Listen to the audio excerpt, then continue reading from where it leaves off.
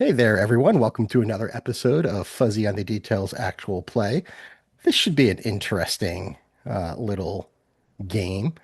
Uh, the players you see in front of you here, we'll go through a quick intro, have not seen the events of episode 12, which has been published just a couple of days before we are sitting down to play. So they're going into this a little blind. So let's go around. Let's start to my right.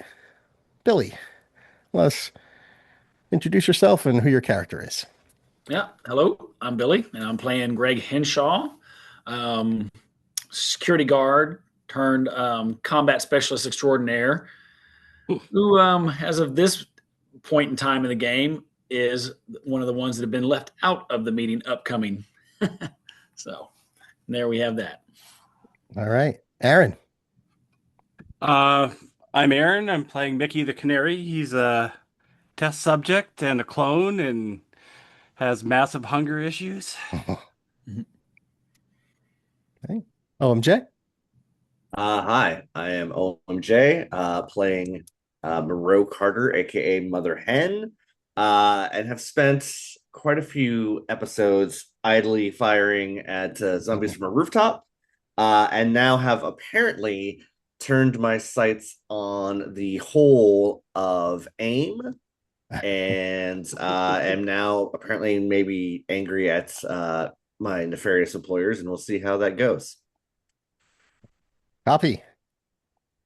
Well, hi there, I'm Copy. I am co-host of Action Dice TTG with my Marvel Metamorphic Mimic Paste.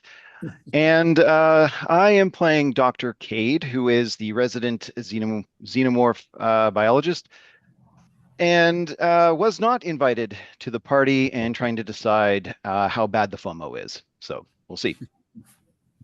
All right, paste. Hi everyone, I am Paste. I am also the co-host of Action Dice Tabletop Gaming.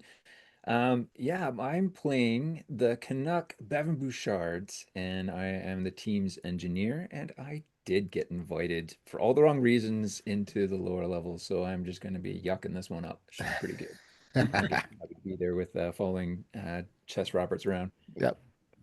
All right. So here's a recap of what did happen last game, and there was a lot. Very role play intensive game. One, we know that experiments have been going on with this xenomorph that was captured as a chest burster, has been growing quite a bit over the last couple of days, getting bigger and bigger, and definitely shows signs of intelligence. We have gotten the arc reactor taken from Tony Stark's body, which was killed by the xenomorph. Allegedly. Allegedly, right? Trapped inside the Iron Man suit. Nothing to do with that. Nope. You know, and so you're able to get that up and running thanks to some good rolls. And that has been, that's allowed the rest of the building to have power. So the above ground floors now have power, which allows Chess to have her set up there with the news and getting news in and out. So we're able to potentially do some more things with the upper floors now that we haven't been able to before. So that unlocks a little bit of future growth for the headquarters. So that's something to keep in mind. With this sort of expanded sort of little news station we've got on the second floor, we have learned a few things. One, we learned that there was a hostile takeover of Stark Industries by Wayland. Wayland, we know from the AIM Team 2, is an active company at this time, focused mainly on AI and robotics. And they have been creating these LMD-like androids that are maybe a little next level, a little more realistic, a little stronger, a little tougher. And they, AIM Team 2 found that out when they had to fight a couple of them that seemingly had either infiltrated or taken over a couple of SHIELD agents Yeah, they were wearing Shield agents uniforms, so whether they were embedded or just killed them and took their clothing, nobody knows. But that's another thing that's kind of dangling out there. Um, and a lot of laws were sort of a lot of bribes were made to change the laws very quickly in this state of emergency to allow this hostile takeover to take place in days when usually it should take, a year or so. Again, Additionally, allegedly. allegedly, right. Uh, Additionally, Roxxon and Hammer have gotten together and are looking to merge with A.I.M. Were some reports in the news that the team reacted to in various different ways. Gary had some opinions on that. And then Gary was surprised when a member from the audience approached his little podium as he was talking, took off his A.I.M mask, and revealed himself to be the individual they were talking about on the TV screen, Andrew Forson. Andrew Forson is a fairly, I don't say popular, but one of the more well-known higher-ups in A.I.M in the comic books, has served as Scientist Supreme, has has really tried to take A.I.M in a very non-MODOK direction, like a little bit more serious, a little bit more corporate, and not quite so megalomaniac, maniacal and just crazy like MODOK. He had been observing some of the party members and some of the other people in this meeting and invited Moreau, Mickey, Bevin, and Chess into a meeting on the fourth sub level, which nobody in the party knew existed until the end of last game. But now you know that there's a fourth sub-level, and those four people, Moreau, Mickey, Bevin. Actually, Chess probably doesn't have the security. She's probably got to be accompanied by someone. But Moreau, Mickey, and Bevin for sure now have security access to get down to that fourth sub-level. And I think where we'll pick up maybe is with the individuals who did not get the Outlook invite to this meeting, which are Dr. Kade and Henshaw, and we'll say, Sophie and Gary will be around as well as the two most, significant NPCs that had not gotten an invite at this point in time. So let's start with Henshaw. We'll say we're coming out of that meeting that the last game we had ended with.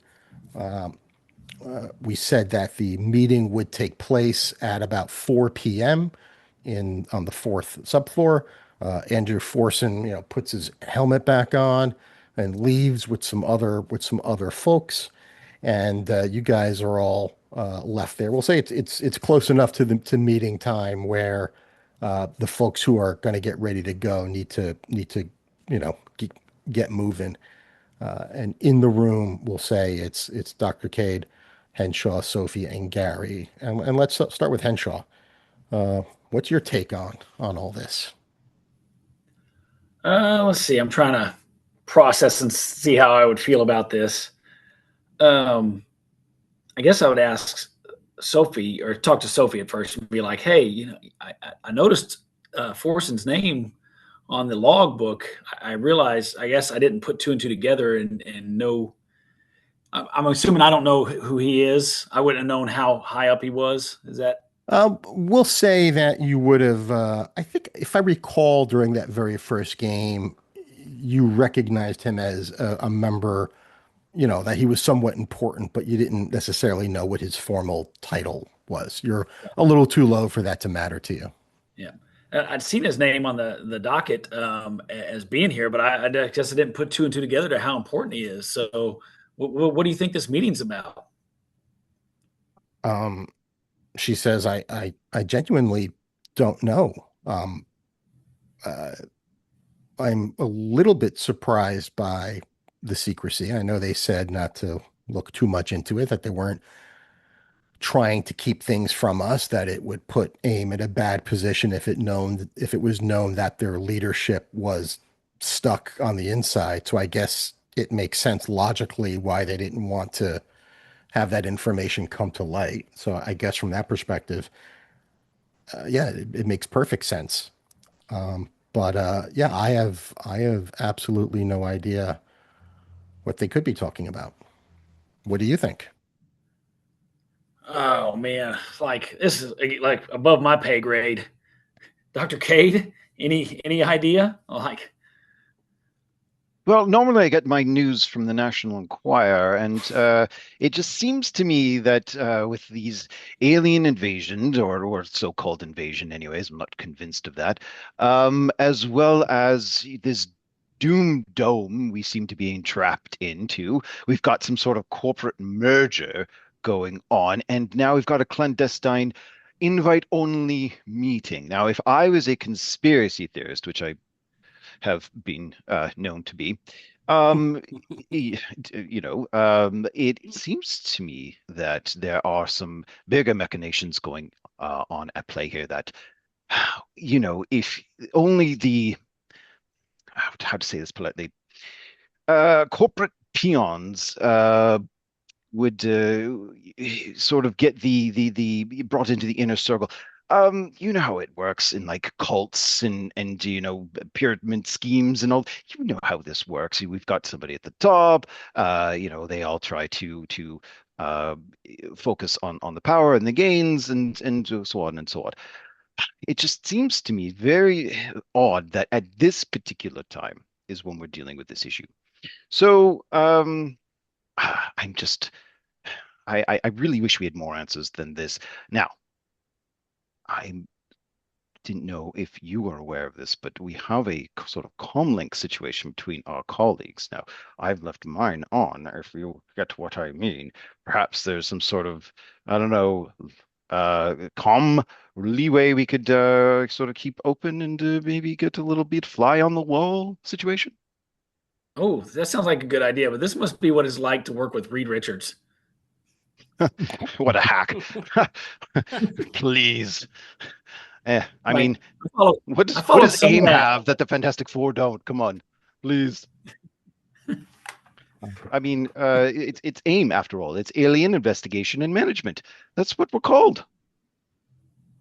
We're Um, best suited to handle this situation, aren't we? do you want to try and run a test to see if you have comms going? Yeah. Now, we're not in our suits, right? Our mech suits. I don't have access to the Kadar system Correct. in my Right. regular suit. Okay. Yeah.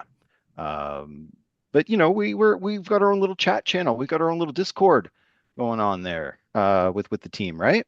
Don't we? Sure. Yeah. At least I thought I was invited to that. In our regular AIM helmets. Yeah. Why not? Yeah. Yeah. Yeah. You've got a heads up display. Sure. We've said before Yeah. that has, that's tied into, essentially, all the office communication tools you could want. Henshaw's going to try and turn it on, see if he can eavesdrop. We'll see if it'll work. Right. Whatever. Who are you reaching out to? It's not something that's always Yeah. on because that would get, Um, I was when you going to go to the try bathroom, and that reach would be a out little annoying. probably to Bevin. Yeah, he seems like the guy who would just leave his switch, his camera on, especially when he's going to doing things. Oh yeah, definitely. When I go into the bathroom, I turn it on specifically. Yeah. Um, All no, right. So yeah, Henshaw reaches out to Bevin. So we'll say, Bevin, you are in the process of getting ready to get into the. You're walking down the hallway to get to the elevator to go down to the, one floor down. And you all get right. a little ping. I can't believe it's like, incoming call from Bouchard for who's this guy again? Is this It's Henshaw. Henshaw? Henshaw. Click. Remove from group. Oh, Oh yeah, that reminds me. Kade. Remove from group. Oh, All right, boys. Now we're exclusive VIP. Yeah, yeah. It doesn't seem like you got through there. It looks like he hung up on you. I was like, Cade, he dropped me. no, no, What's no, going no. It's definitely one of those call back again situations. No, it's the first one always gets dropped. Just keep trying. Just keep So you trying. could call I him found direct. You could always call him direct. Yeah. We'll try that route. All right, you get this call, Bevin. It's a one-on-one call now. Yeah, who's this? It's, it's Greg, man. Like, hey, why did you not pick up my call? Oh, sorry there, Greg. This is a VIP line only. I gotta let you go. Drops call. Oh, Oh shit. I, Cold. Cold. I Oh, turned to it's Dr. fine. Kato. This It's guy is fine. an ass. Yes, yes. In he truly. So he's not taking your call. It sounds. No, he keeps Uh, dropping me. I don't know why. I'm a well, likable guy. um, listen, I'm pretty tight with Mother Hen there, so I'll give a call then. We're we're we're very close. All Direct right, call. Moreau, you Can get the keep same trying thing. this. Ding ding, call goes through. Hello? Yes, Moreau. Oh, it's your best friend, of course, Dr. Kade. I'm just a little bit concerned, is the word I'm going to use. You seemed a little, I don't know, more wound up than usual, if you don't mind me saying. It seems that your invite to this special meeting kind of maybe sets you in a particular situation where you might want to, I don't know, be the man on the inside. You know what I'm trying to get at? And us being on the outside would be the particular funnel you might want to send that information to. Don't you agree? Yeah, I'm not going to play these little games. If you want this info, you're gonna have to find it yourselves. However, Fuzzy, I do want to say Yeah. I am going to cease talking, but I'm not going to hang up. Okay. Um, Well, okay, great. So yeah, you stop. So he stops talking right then. Copy. Does Cade continue? I mean, I thought we had a. Okay, well, yes, that's appreciated. I appreciate your position on the situation. Okay, stop there. Best of luck. So before you get that last bit out, OMJ, uh, Moreau hears the line get cut, and it's right at the point that the elevator doors shut. You have walked down the hallway with Bevin. Mickey's there too, Hello, and you get into the elevator, and hello. just all communication goes down. There's anyone who's looking at any type of communication. I mean, even if you're the little green bubble that says you're in office in Teams, in AIM Teams, Teams TAIMS, Teams, is it goes gray, not available. The second you get in that elevator and start going down. So all communication now, as you begin moving down towards the fourth floor, is cut. Well, into the belly of the beast, boys. Mm. All right. Well, it seems, Henshaw, that we will have to go about investigating our own ways. Best of luck to them then. All right. So let's go to the elevator. In the elevator is the four people we mentioned, which is Moreau, Mickey, Bevin, and Chess Roberts. We'll say Chess is the we'll say she has to be accompanied by someone, and we'll say that someone um, that someone that has been assigned to take her to escort her has definitely is definitely not Bevin. And so we'll say it's Moreau. Moreau, you've been assigned to walk to her to go up to the second floor, pick her up. We'll say there's about a half hour gap between the end of the meeting where you were on the second floor above ground, talking about all the new stuff, and the 4 o'clock meeting. So you got about half an hour. You could have either stayed up there with her, or gone downstairs taking care of something, and then retrieved her. So up to you if you thought you would have gone back to your room to pick anything up, to put anything back. What do you think? I think I would have probably hung out with Ms. Roberts. And I like we don't necessarily obviously need to role play it, but I would be kind of curious to poke and prod just to see kind of where she's at with the whole AIM thing.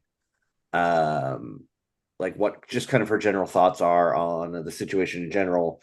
Not in a like a really like invasive kind of like ask 20 questions kind of way, but Yeah. just like, oh hey, how are you feeling about the situation? It's been kind of topsy turvy, especially with the Doom Dome. Forsen kind of came out of nowhere. Like, how's just what are the vibes, I guess. Yeah, give me an ego check and we'll set two very different target numbers. We'll give you a target number 11 and target number 15. Let me know which one you hit, if any. So I got a 12 fantastic. Ooh, okay. Okay, so we'll say so that anything less than the 11 would have been your relationship with her would have degraded a little bit, but at the Sure. very least, that's good enough, especially with the fantastic to not have your questions come across as too personal, too Sure. intrusive.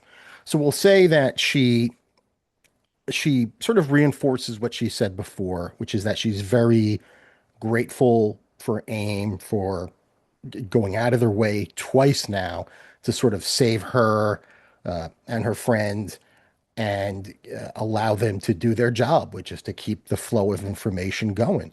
So she's very grateful for that. Very grateful to have the arc reactor up and going now. She's really looking forward to the additional communications. She is excited by this news that's coming in just in terms of like her job. It's like, oh wow, this is right up her alley. Like this would have been a huge scoop for her like a couple of weeks ago. Again, she is CBNC. They're in the NASDAQ building. They are focused on financial news, mergers and acquisitions. Like this she if she had this scoop 2 weeks ago, she would have been on every podcast, every, a guest on every TV show. So she is professionally really excited about this. But we'll say with the fantastic success, you pick up, like a little, I mean, just fear. I mean, she is, the adrenaline's keeping her going, but she's freaking terrified about everything that's going on. She almost got killed by, zombies, by there were three things that tried to kill her. One, there was the big monster of Badoon. There was the threat of zombies, and then these shield imposters that turned out to be robots that bled milk. Tried to kidnap her essentially. She's had a rough week. I think she's like keeping it together, but you can see that she's really scared. And I would just to all that I would just respond like, yeah, it's I don't even really know what to think of everything altogether either. I've, the last few days put quite a few rounds in things that used to be, New Yorkers. Um, but just make sure you find time to rest. You're gonna need it. And I don't know about AIM in general, but if you need anything, like I'll do my best to keep you safe. She's very grateful for that, and you've gotten that reputation as being like the guy up in the like in the bell tower just taking out zombies, and you have created this almost single-handedly created this zone of protection. So when you say that, it means something to her. And we'll say as you approach the elevator and walk in, she's putting a very supportive hand on your shoulder, thanking you so much for that, for keeping her safe. And then the two of you walk in to the elevator, where just out of just so happens that Bevin happens to be the only one in there right now, holding the open door because he heard Chess's voice from down the hallway. Uh, Mhm. Honestly, the entire time we've been waiting, and that OMJ was up there uh, with Chess. Bevin's been on the T-AIM sending a message, and Ask her if she likes hockey players. Find out what her favorite food is. You treat her with respect. She's a national icon. What's her favorite color, do you think? Can you find that out for me? Does she remember my name? Just constantly, just barrage. She's What are getting, her thoughts on poutine? yeah. She's got to love poutine. Everyone loves poutine. Yeah, so you're just Um, getting ding, ding, assuming you haven't muted him like previously. I mean, Bevin is we've got where Cade assumes that we were best friends. Bevin and I actually do have a little bit of camaraderie, given our hockey background to some extent. But I am not going to relay any of his probing questions, if you will. Okay, so the respect. four of you are eventually in the elevator, and for the first time, you can well, there isn't even a button for the fourth floor, but there is a way for you to scan in, and just by scanning, um, we'll say there's a voice activated query that comes through your little card and asks, you know, what floor? FOU. All right. All right. All right, so a ding, and you can see there's no on the inside of the elevator. There's no indication of where you're going, but it goes, -1, -2, -3, and then it keeps going, and then the doors open into a hallway that looks just like the ones above it. There are a couple of armed A.I.M agents on the outside of the doors that don't move at all. They are holding some type of prototype weapon you've never seen before. Doesn't look like it came from the armory. You don't really recognize it, but it Have I looks. ever been shot by it? Yeah, it doesn't even. That's fun. No, it doesn't even look like something that you've been shot with before. That's new. Um, and one of them just slowly looks like, down the hallway, kind of gesturing the direction you should go in, and then turns its head back forward. Are these suits the same as ours? Or they look, are Yeah, they yep, more? yep, pretty Yeah. much the same. Yeah, you can't see anyone behind it. All right. One looks to be a tall man, one looks to be a tall woman, but other than that, there's no way for you to figure out any features that might be behind them. Bevin uncharacteristically resists to do his familiar handshake, which is the poke check to the crowd. Just walks past him. The Bevin Bouchard, he respects the authority of these guys being on this level for so long and Yeah. not even. But it's just he's kind of like, and he is taking in the weapons a little bit. He's like eyeing these things like, whoa. I'm trying to figure if this is alien tech or something like we've ever seen before. Has he seen any parts or pieces of this before that may have been worked on? But You I'll can give me a over. logic check, target number 13. Sure. Ooh, I don't think I'm gonna make it. 9 + 2. No, we're at No. 11. Yeah, then no, again doesn't look like anything in the armory. It does not look like it's using any of the metal that you've scavenged from the Badoon. And it doesn't look like one of the basic weapons that you've scavenged. So yeah, you can't really. We'll say it looks earthly. It does look like some sort of Terran tech, just not anything you're familiar with. One day I'll get my hands on one of those things. I'm in the right place. Okay, so you can walk down the hallway a little bit, and you can see there's another guard standing in front of a room and double doors, let's say. And as you approach, he will, open up one of the double doors for you. We'll say he'll walk in and hold it open for you, and you can see there's about half a dozen other AIM agents in there. Uh, and we'll say you can see one of them is in fact Andrew Forson, and we'll say at this point he has changed into a lightweight mech suit that maybe not seen, you've never seen him personally in it before, but looks like either uh, you've heard people describe what he might look like, what his suit might look like, and I'll share that real quick. Just one image there of what he looks like. So definitely a little more Iron Man-y than your mech suits, which are borderline exoskeletons, kind of. This looks like certainly if he had any weapons on him, they would have been integrated and not quite as obvious as yours. Very nice tech there, boss. Very nice. Yeah. He doesn't doesn't respond to you. We'll say it looks like he's talking to a couple of people. So yeah, Yeah. he does not I probably respond. wasn't saying it out And then loud. Mickey will say, Yeah. "When do we get one of those? Those are so cool." Yeah. Um, yeah, so we'll see you're there a few minutes early, but at some point there's a long table in here, and he sits down at the head. Like I said, there's about half a dozen other AIM agents around.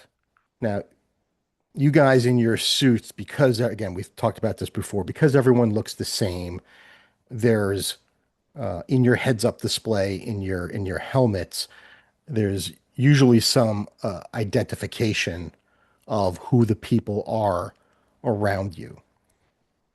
Earlier today, when Forson made himself available, Gary, for example, could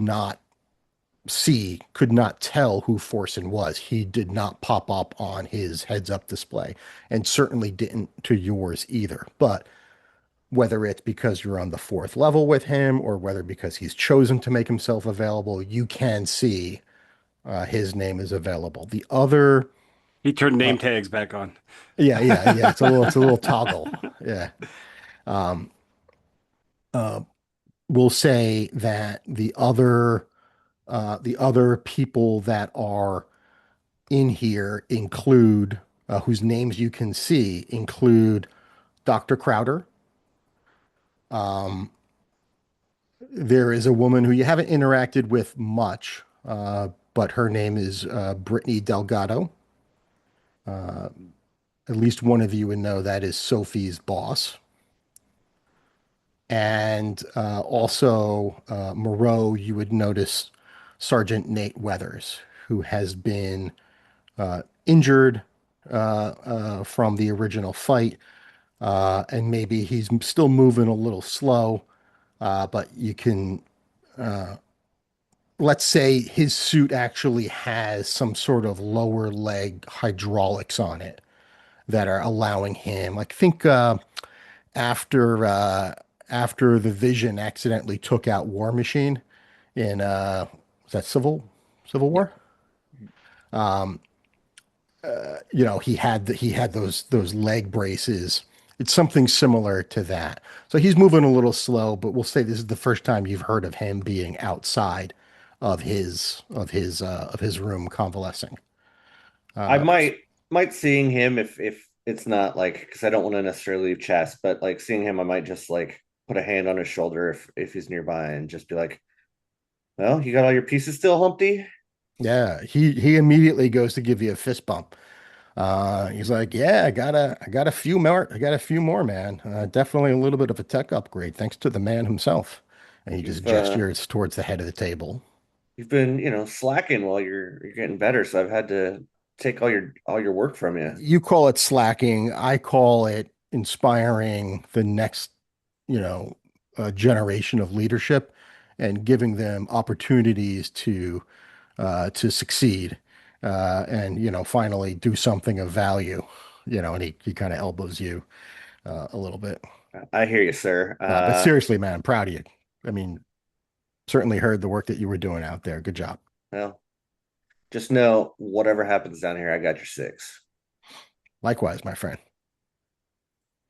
Are they, what type of chairs are they? They're the spinny office chairs? We'll say Forson's is definitely not. Forson's is a much more solid affair. But we'll say the smaller ones around are pretty substantially sized, but sure, they spin. So Mickey's in the chair spinning. Whee! Um, we'll Totally belongs say here. we'll say uh, Brittany goes to sit next to you and just as this chair comes around, puts her hand not on your leg but on the armrest and says, "Please try to focus." Oh, Um, sorry, ma'am. He's got like suddenly he's got like a deeper voice. He's trying to sound all serious. and then yeah, Dr. Crowder is down here too, but I don't know that there's anyone that would. I mean, if anyone wanted to go out of their way to sit next to her, they could. But I don't know that anyone has a particularly close relationship with her. Uh, Mickey would be the one, maybe the most, having had experiments run on him by her. How does he feel about that? Well, actually, he probably had fun through most of them, so he might go say hi. Uh, yeah, we'll say there's time.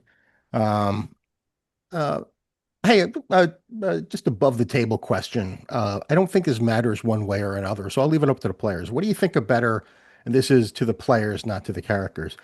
What do you think a better vibe would be in this scene? Helmets off or helmets on? Because we could say that in this room, the room itself has um, all of the venting and Yeah. protections in place that certainly the helmets would. I'd say I because think it's helmet's a off. power move. Yeah, I'd say helmets off for sure. Okay, cool. Um, and we'll say as part of that, once the helmets are off, not that it's needed, but it's like it's a second precaution that all comms are off. Like your helmets are not active when they're off. So even if there was any way anyone could have been doing recording anything, let's say, all of that is off. So yeah, I like that idea. So all the helmets come off, and that's the sign that uh, the meeting's about to begin. And Forsen will just begin by greeting everyone, professionally. He seems to be certainly more than Gary, which is your other point of reference. A lot more emotional intelligence. He is empathetic. He expresses gratitude for you guys, doing everything you've been doing to keep AIM up and running. It's through efforts of people like yourselves that we are still here. You were an important part of our past, and you will be an important part of our future. And then he goes on to repeat what he said earlier that the reports that came in were true, that AIM has been reached out to to possibly take part in a merger with either or with both Hammer and Roxxon. And he'd like to go around the room. He's like, in cases like this, any good leader will look to his team and get inputs. And he says, well, my definition of team has changed. I do not have access to all of the individuals and experts that I may have been accustomed to, but AIM employs the very best and the brightest, he says without snickering.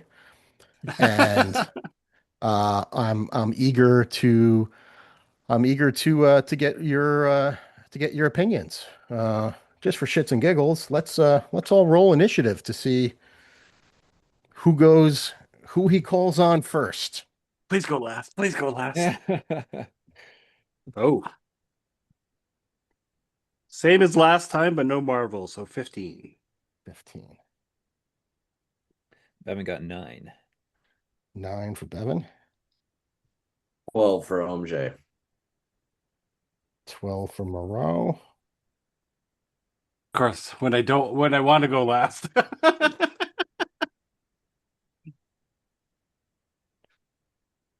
Now, there is a function in this game where you can move yourself down the initiative order. I'm just, cuckoo, said a pigeon. Yeah, No, it's okay. we're not gonna do that. It's okay. That sounds like it would be advantageous for you guys. Yeah, pay attention. There might be an explainer coming out on something like that sometime soon. Maybe. Oh, If Or I can finish editing that thing. oh, geez. So Mickey won initiative. Lead off with our best and our brightest. Yep. We'll give him something to talk about after. You guys ready for a Oh, shot? actually, but um, uh, Nate did get a Marvel, so he will, whatever we'll say as a bonus round action, he will get to go first. So before Forsen has an opportunity to start going around the room, he will interject. And what Sergeant Nate Weathers will do is he'll take the time to reinforce something that Forsen said. Right, Forsen said, "Hey, without you guys, you're part of our past into our future," and then he will just say, I want to underscore that. We lost a lot of good men and women, a lot of good field agents that first day. So many of them were killed by those initial invading forces as the aliens took over sublevels 1 and 2.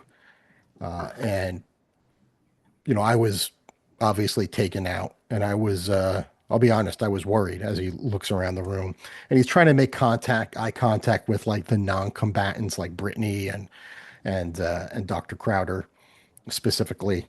And he'll say like, but I just want to underscore what that this team did, and some of the others who aren't here, was one of the more impressive feats I've seen in my professional career. And Forsen just sort of like nods, and he'll say like, "I know you are not prone to exaggeration, Sergeant. So those words hold great meaning for me." Um, and with that sort of icebreaker out of the way, he'll turn and we'll say that Mickey is the one directly next to him, Mickey's and got the he'll floor back. ask, "Mickey, do you have any? Um, what are your thoughts about this potential merger? What what is your gut take on this?" He just kind of like stares for a moment because he wasn't expecting to be called on right away, and he kind of blinks and he goes, me? You want to know what I think?" You would not be here if I did not.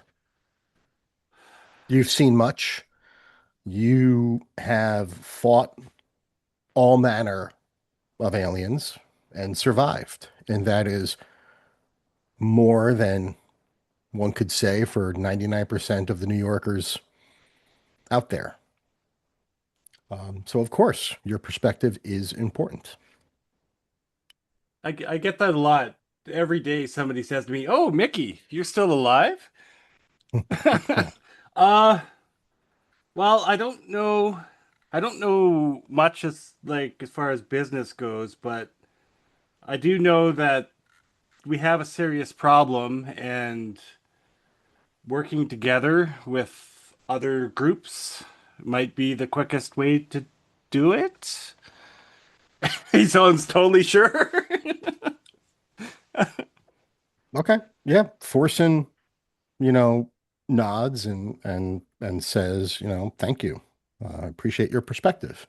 And he does so without talking down or, making light of your answer. And Uh, Mickey's just waiting for the usual Gary response. Nope. And he's completely surprised when it doesn't happen. Yeah, he just accepts what you said and then moves on. And then he goes, Sergeant,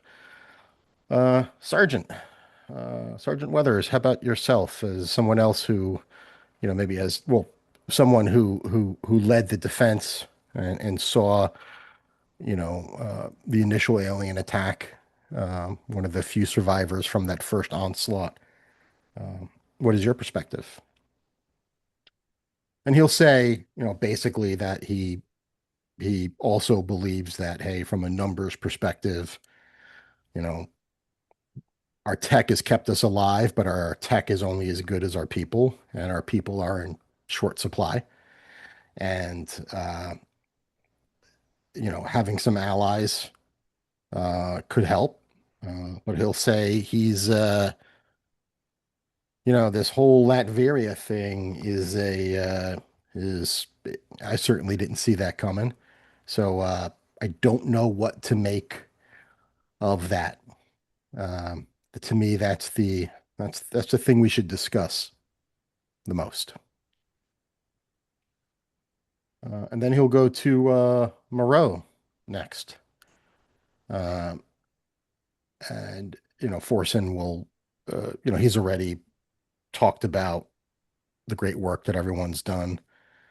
So he probably won't underscore that for you, but um, he does, the way he moves from Sergeant Weathers to you uh, uh, does feel like he's grouping you in with this veteran. It just seems like a natural segue for him to open the discussion up to you. Yeah, I mean, with all due respect, I don't really know what this game of corporate ass grab really means for us. It just seems like until we have some idea of what we're gaining or what we're giving up in the process, it's impossible for me to say whether it's good or bad. I am more focused on the fact that we've got a real skeleton crew, most of us non-combatants, and we have, by some stroke of luck, just gotten by. And until I see, efforts and energies and technologies, whatever we can put together, to ensure that what we do have, what is left of AIM and what is left of the city, is properly protected. I mean, frankly, the merger is bullshit one way or the other. So, uh, you know, I want to know what we expect to get from the merger, and if we're going to be protected out there, trying to put the world back together. Could you expand what you mean by if you're to be protected out there? I'm curious where your mind was going with that. I mean, the only thing that stopped the zombies were bullets. We're going to run out of those before we run out of zombies, probably. We've got all kinds of aliens we don't understand, even with our resources. Um, and it feels like, walking down the hallways here, there's a treasure chest of things we haven't seen that could have helped out there. Um, you know, Chess and her team have been doing great, but that's a civilian, and we are expecting to march her out into harm's way. Mainly to try and keep some calm through the rest of the city and get information out to beyond the dome. I just want to make sure that if we're going to keep doing this, keep sending people out there in harm's way, that we're sending them out there in the best shape we can. We have, Sarge that got hit fast, quick before we had any idea of what we were walking into, and that can't happen again. We need intelligence, we need weapons, we need whatever it is. And, I know to some extent, again, respectfully, that part of this war is PR. And I don't really play that game super well, if you couldn't tell. But I understand that you probably are going to want to put a heroic spin on us and what we're doing. And if we're going to do that, I want to make sure that it's not just PR, that it has some security invested in it when we march out there and, you know, play puppets on strings. Yeah. Bevin starts banging on the table. He's like, "Yeah, boy, that's how you set the tone. That's how you set it." And he like stand up, giving like an ovation. He's looking around and sits back down. Yeah. Um, Mickey kind of leans over to the person next to him. I didn't understand all those words. Brittany just keeps staring ahead. Like you can see her jaw clench as you speak to her. So once Bevin sits down, Forsen doesn't smile, but um, but does nod at you and say, "Well said. You are correct. We have not been doing everything we can to make sure you've got um, the best out there. It's true. We have been restricted in some ways. We don't have the forces that we once had. We don't have the engineers we once had. But there are things we could have been, frankly, a little less careful about.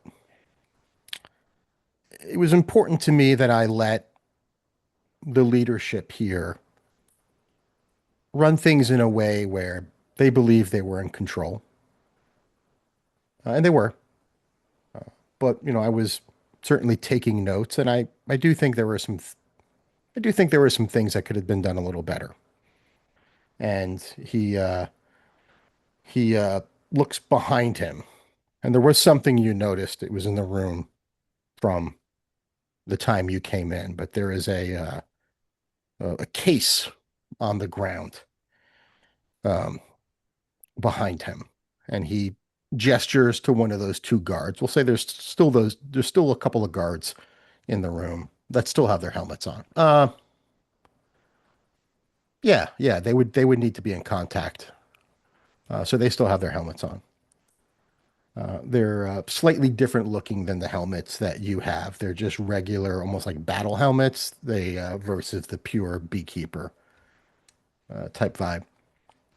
So he gestures to one of them, and he doesn't have to he doesn't have to say much. So it's like this was a planned kind of a pre-planned activity. So he gestures to this guy. The guard picks up this case. It's about 6 foot long. Uh, Squeezes in next to you and puts it on the table right in front of Moreau, and sits or goes to stand back where he was before. And Forsen just looks at you, Moreau, kind of like just expectantly. Yeah, and I see that there is a hint of expectation there, and not necessarily defiantly, but kind of understanding what this is as a gesture and also like how it relates to the things that I mentioned. And I'm not going to give him the satisfaction, again, not necessarily defiantly, but I'm just going to put my hands on the case and nod. He does crack a smile. Just one corner of his of his of his mouth goes up just a tick.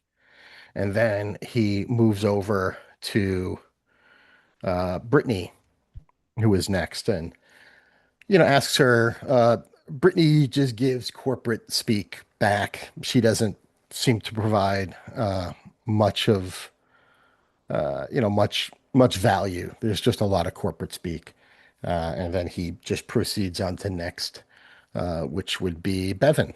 He goes, Mr. Bouchard, what are your thoughts on the matter, the merger, or just in general? Not to let the French come out there, boys, but Tabernacle let what the fuck? We have a giant dome encasing us inside, cordoning us off from the rest of the world, controlled by, no offense to everyone here in this goddamn room here, but the smartest person on the planet.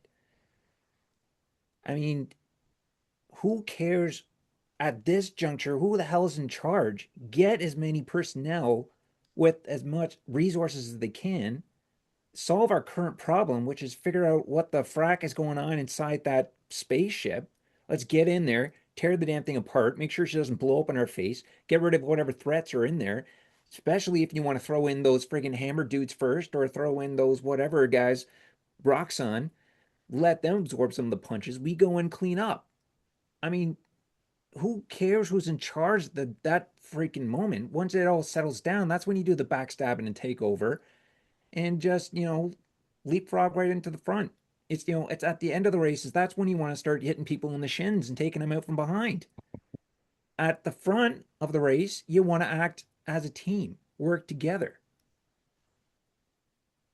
I don't know, guys. I just think it's silly to be sitting on our hands about this. Let's team up, tackle the problems at hand, and let the chips fall where they may at the end. And I'm sure AIM's going to come out on top. You mark my words. He nods. And then he'll go talk to Crowder and Chess. Dr. Crowder will have Dr. Crowder will want to prioritize, more missions. He's like, she says, so long as the so long as the partnership does not impede our ability to get into and to have access and ownership of the science that we can extract out of the ship, then I don't see a problem with the merger. But that should be preserved. We should continue to have rights to whatever we take off that ship. And then Chess, who rolled last, Chess will segue off of that and say, um, technically, and then her finance background is coming in here.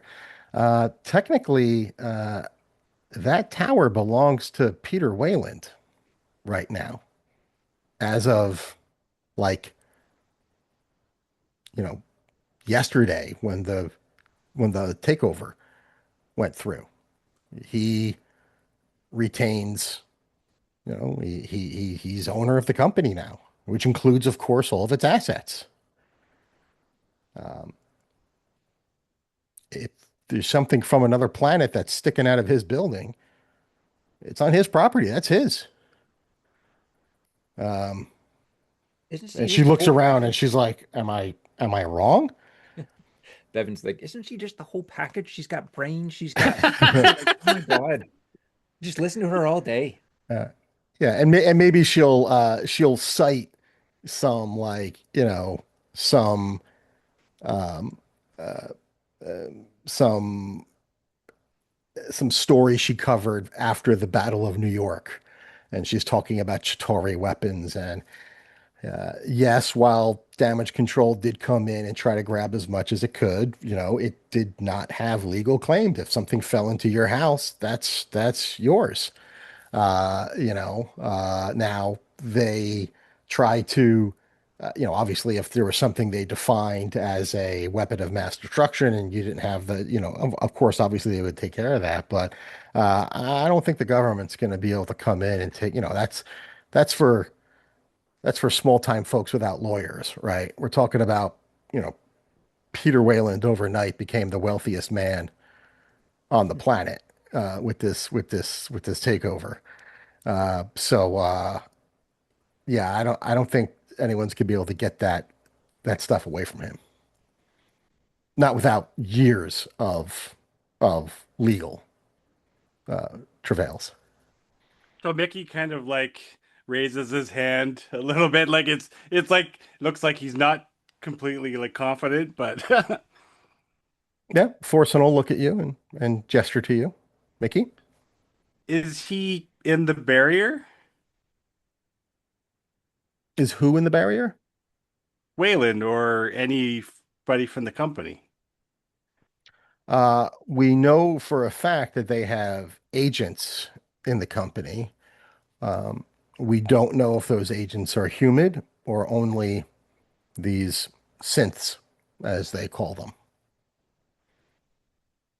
But we don't have any evidence that Peter Wayland is in the dome. I suspect he is not, based on his capability of masterminding this takeover. The access he would have had to have to just the Supreme Court justices alone would have required direct contact. So I suspect he probably flew to Washington, D.C. immediately and began personally working his network to make something like this happen.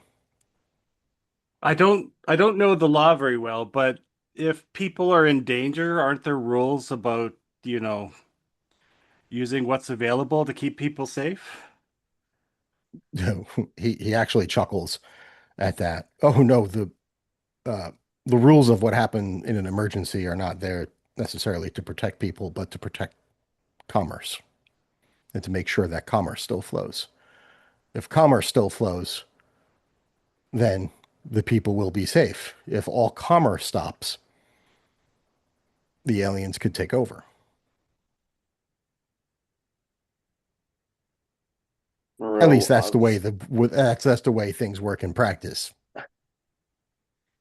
But if the Moreau, aliens do spread and take over, they won't have a building anyways, right? they won't have a Manhattan, perhaps. Moreau. yeah, I'm just kind of raise my hands, in part to validate what he saw Mickey do. Um,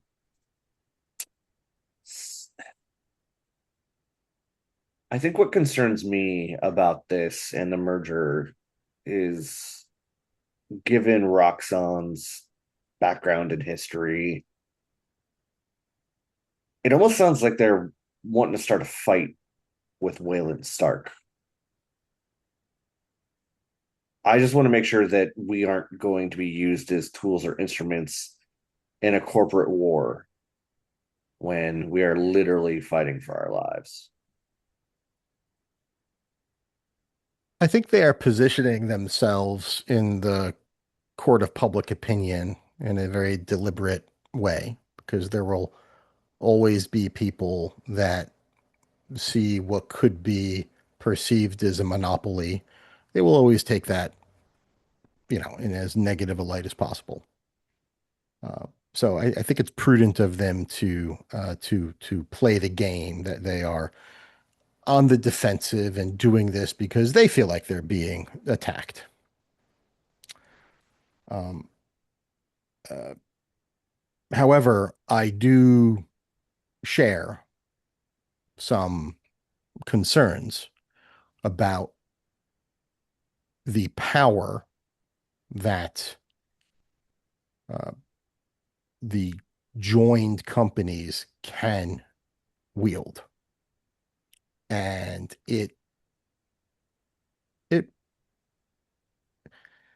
it will rival that of most countries. The amount of capital that Stark and Wayland had independently. Um, if there was a war between Wayland, Stark, and the United States military would lose. Hands down, they would lose. Perhaps the only force on the planet that could rival this union might be Doom, at least in today's world. Um, and there have been rumors that Wayland has reached out to Victor Von Doom. Have we? We have not been able to. We have tried. Okay. Um, so that is something for us to keep in mind. Perhaps that is in our favor if Wayland owns Avengers Tower now. an Avengers Tower is inside one of Doom's domes, maybe we're a little safer than we thought. Until at least Wayland extracts everything he wants out of that building. Except for the aliens. And do we know what he wants?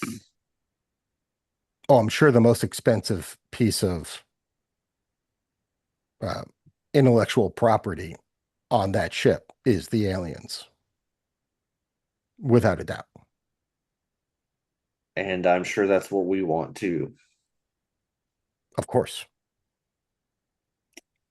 We have one, but it would be Barely. best if we had them all. We barely have one. So, however, I think the concern about Roxxon in particular is justified. Um, in fact, we have reason to believe that Roxxon has been in contact with someone currently inside the headquarters. And then he lets that hang and he just looks around the room, trying to judge if anyone finds that surprising or not. That is scary. I mean, we're all wearing beekeeper suits. Someone's going to kick the hornet's nest. um, they have been very careful, it seems, to hide their um, their communications, but they have not gone unnoticed. And then he sort of looks, and we'll say, this conversation, has been going on in great depth. There's been a lot of, back and forth and evidence and discussions and handouts and PowerPoint presentations. We'll say like this meeting goes on for hours, right? So let's say there's going to be a break for dinner. Food will be brought in. You'll have an opportunity to kind of mingle and chat, and then they'll reconvene. A while since we haven't eaten food through straws. This is so nice. Yeah, yeah, it's actually like yeah. Relishing this moment. Yes, we'll give you guys just a quick out. Does anyone want to either chat or mingle with anyone? We'll say Forsen is unavailable. He's gone to his office to prep something. I don't know if we'd want to huddle up. That's up kind of what I here. was thinking. Yeah, we'd probably eventually kind of group up Yeah. with all three of us and be like, isn't this food amazing? How come we don't get this stuff in our cafeteria? This is crazy. Look at the cheese curds on this poutine. Are you kidding me? Oh god, and did the takeover and stuff. Rah rah rah, whatever. Are you guys buying this? I think it's a lot of smoke and mirrors, if I'm honest. I don't Are you feel sure like. it's Go ahead. Mickey says, "Are you sure it's not Gary?" Guys, I think it's Gary. He's I think he's a I shifty guy. I think Gary's too damn stupid. We know it's not chess, so we don't need to look under that rock. But look, whoever that is, it's a fool's errand. They're gonna figure it out. They're gonna figure that out. But who's yeah, does it really matter? Again, we've got so many bigger fishes to fry other than just trying to play politics. You know, why doesn't no one really look into the big picture here? We're all held captives inside this doom dome. Some idiot paraphrased it that way. We need to you know, take I care think of he the said immediate I think problem he said first. Gloom Dome. Gloom dome, doom dome, whatever. We're all dome people now, and I want to get outside. I think it's pretty telling that we know Wayland reached out to Doom before we did. I think we may not be following the smartest person. I know best and brightest, but I don't know that the dome should come up, but when it is, you're gonna have to have Doom at the table. So the fact that we haven't started those conversations seems like a huge miss to me. We're not going to get him out the table until the situation with this alien ship is dealt with, though.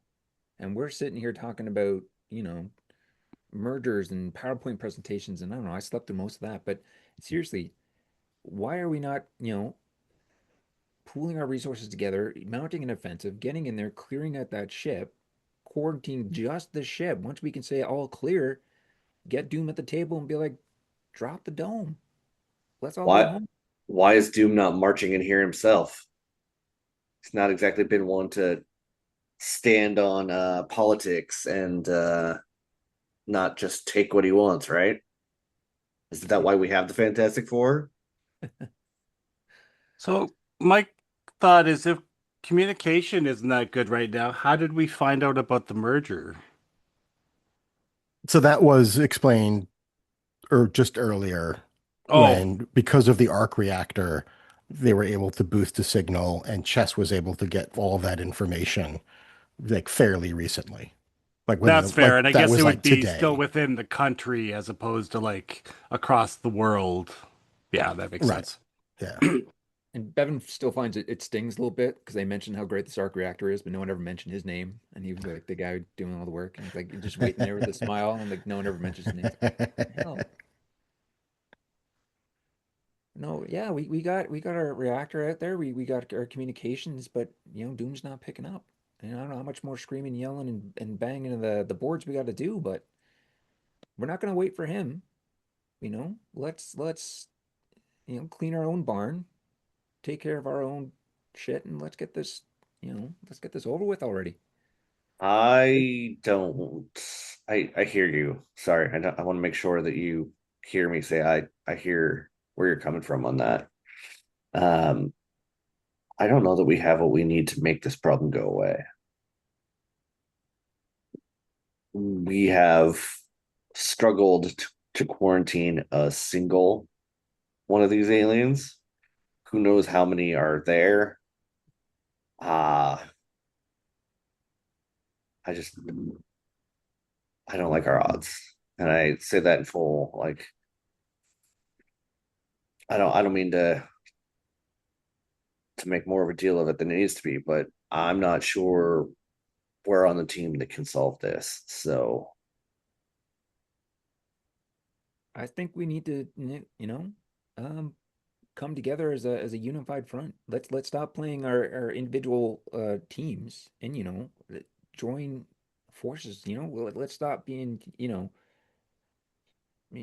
York Rangers and Islanders and let's just be Team USA slash Canada. What let's throw some Jersey They're Devils mostly in there too. Canadian. Yeah, they're all Canadian. They're all Canadians and Swedes anyways, but Right. All right. So Just let's say you guys reconvene and it goes another hour or two. But let's wrap up like this scene by Okay. getting, after this conversation goes on, just kind of getting a formal, he'll ask for like a formal vote. It's almost like, you've been deliberating almost like a jury, and now the time has come to like, all right, so the question remains, with an open mind and with all the information we've shared, uh, do you think we should move forward with this merger? Um, and we'll go in reverse order just to give Mickey a break. So chess at first is like, I get a vote, and Forsen nods. He's like, I want everyone's opinion. It's not a vote per se, but I want to hear everyone's opinion. This the decision is, of course, mine. And Chess answers, she says, from a purely financial perspective, yes, I think it has to be done in order to compete with the joined financial might of those two giants, especially since we are, you know, uh, we don't have all the resources we did a week ago. Dr. Crowder goes next. Dr. Crowder uh, votes yes, but says only if we retain the salvage rights, uh, essentially to everything that we found. We can't let that we can't let those specimens get in the hands of Stark Yutani, but I don't want them in the hands of Roxxon or or Hammer either. And then Bevin would go next. Oh yeah, I'm all for the merger, but yeah, AIM. I don't know what our policy on dibs is, but we 100% get dibs on that ship and all that tech, aliens, whatever. But yeah, that give me a crack at that those alien techs, please. Um, Brittany will go next, and she'll say no at this time. And it's just because there are too many unknowns in terms of their their their personnel, like we just don't have enough information to say yes, to share anything. And if we've just gotten the arc reactor up and she nods to Bevin, uh, Tear rolls then down his eye. perhaps we're not that far away from getting some reinforcements in. And maybe if we can take the gloves off that maybe we were shackled with under Gary's leadership, then maybe that helps us fare better as well. So no, I don't think we should at this point. I think it's giving up too much when we are at least a unique position in that right now, so long as this dome is keeping us in here, we are the most powerful organization within the dome. That might not be saying a lot, but I think that's true. So no, I don't think so, at least not yet. Moreau. I don't really care about building a kennel of alien puppy dogs. I don't care about the political power within the dome. Do we need Roxxon to survive this? If you can honestly tell me that we must have Roxxon to get through this, I'm for it. If we don't need them, screw them.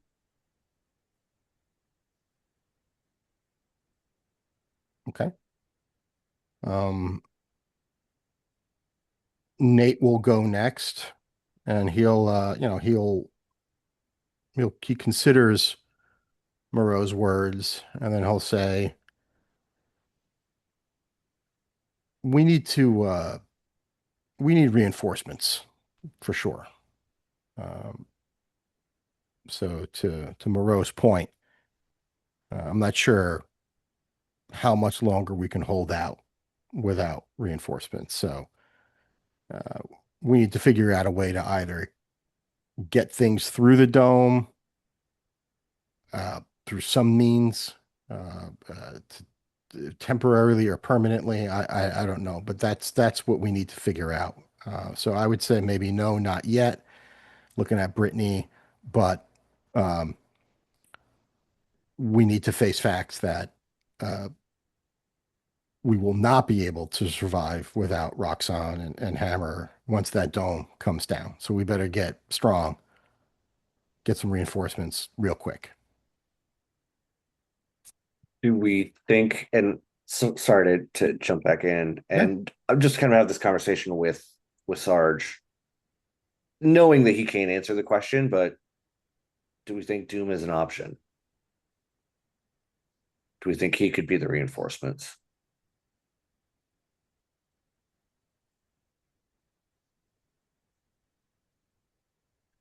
I think the only way to answer that would be, is there something inside this dome that Doom wants? Look around the room. I mean, we got 5 companies that think there's something in here that they want. Sure, Doom does too. Um, Andrew Thorson says, like, that's a good question, Sergeant. Um, One I think we'll have to research properly. And he, he seems to take note of that question. Uh, Mickey, you're last. Okay. So he kind of like takes a moment. Then he says, I don't know. There was a lot of words and concepts that I don't understand, but what I do know is we need to do what we can to keep as many people safe. And if this is how we do it, then this is how we do it. We're cut off. It's just us. Whoever's under the dome. So we need to work with them, whether that's a merger or temporary, I don't know.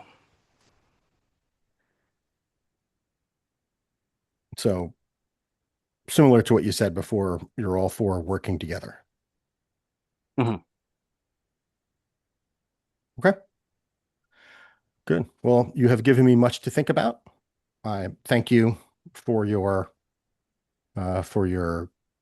guidance and your opinions. I will take them to heart, and we will talk more. I'll keep you abreast of my thoughts and decisions on this. And then he just nods and says, "You are dismissed. Have a good evening." Bevin starts Mickey filling takes his his food pockets with him. full of food. With, With some extra, yeah. Mickey, hold on to this. Grab this. Pick up the Brittany table. is Let's just go. shaking her head like. We can't get this upstairs anywhere else. Okay, so with that, everyone begins to shuffle out. Helmets go back on. There's no communication with the upper floors until you get to the elevator and get up to the third sublevel. But well, at this point, everyone's all together heading back to the third, heading back to the elevator. Everyone except for Forsyth and the guards.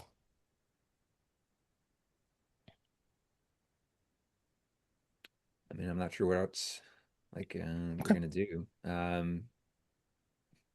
Don't Mickey doesn't say anything as we go to the elevator, but once we get in, the doors close. He goes, I thought that floor would have been nicer. I saw the V and I saw the P, but yeah, it's definitely missing the I, you know? I didn't feel, I mean, well, the food was nice. The food's good. Yeah, there were a number of VPI? closed. What does VPI mean? Uh, Mickey.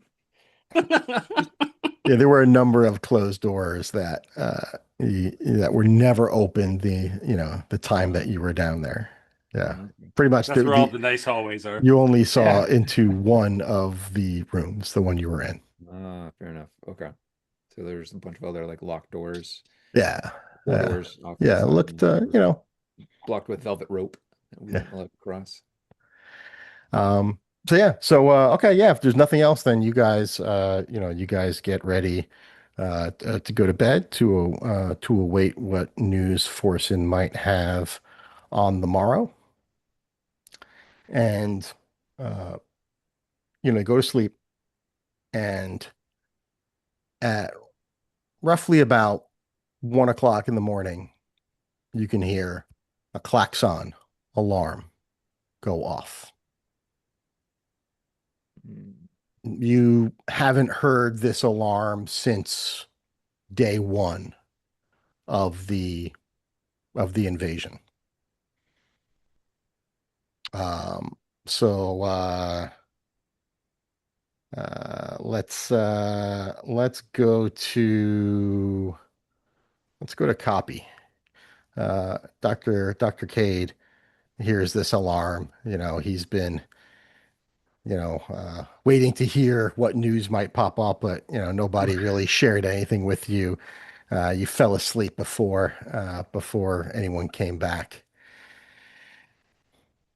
Um, I mean, it would be typical for Cade to be in his office working late. He'd probably still be mumbling to himself about bureaucracy and all this stuff when it's science, the advancements we could be having here, and so on and so forth. And then when he hears the klaxon, the alarm go off, he'd immediately um, start looking around, sort of take a he would have been in his work and sort of just narrowly focused on that, and then all of a sudden he just realizes, oh shit, this again. And he would be reaching out to his comms again, trying to find out if there's any information coming in. He'd be looking around, and would start heading into the communal hallways and sort of be looking for.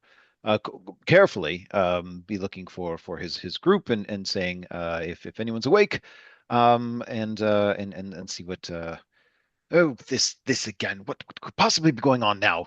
If it wasn't for, oh, like, can the scientists not just get some work done here? Just, and yeah, I guess he'd try to ring into OMJ, his best buddy in the whole world. Okay, yeah. So OMJ, you're in your room, asleep. Alarm goes off. Obviously, you get up, and within, moments, you get a ping. Is Dr. Cade sending that through the group chat or just to OMJ, just to Moreau? At this point in time, group chat, yeah, he'd Okay. just be trying to maybe, yeah, you're right. It'd probably just be a general call of what is it this time? What did you good? What did Mickey do in that meeting? Is this his fault? What happened? This is yeah. Hi. Yeah. No, this is not Mickey's fault. Don't know what the hell this is, but get ready for a fight. That's the best I can tell you. I'm just assuming the worst. Get ready for a fight. Okay. And then So, with that, I would, in the privacy of the moment, pop open the case and take a look. okay. You pop open the case. Kaboom! No. Yeah. And snakes pop out, on springs. There is a cleaned, we'll say you get a smell of disinfectant, powerful disinfectant. But it is a padded case, sort of like a memory foam type material on the inside. And there is a compact uh, bow that looks like it would extend perhaps to be a fairly long bow. Um, in addition, there is a quiver, and there are several, arrows with purple fletching in the case. Do we see this on our screens as well? Like, do we have like little mini cams we're seeing what he sees? I'm surprised somebody didn't paint them yellow. Oh, yeah. I don't know. I'll leave that up to OMJ as the player. I think in this moment this would not be broadcast because I'd be afraid that it looks like I'm showing off, and that is not the intent. It literally is like I assumed that's what this was. I'm getting ready to maybe need them.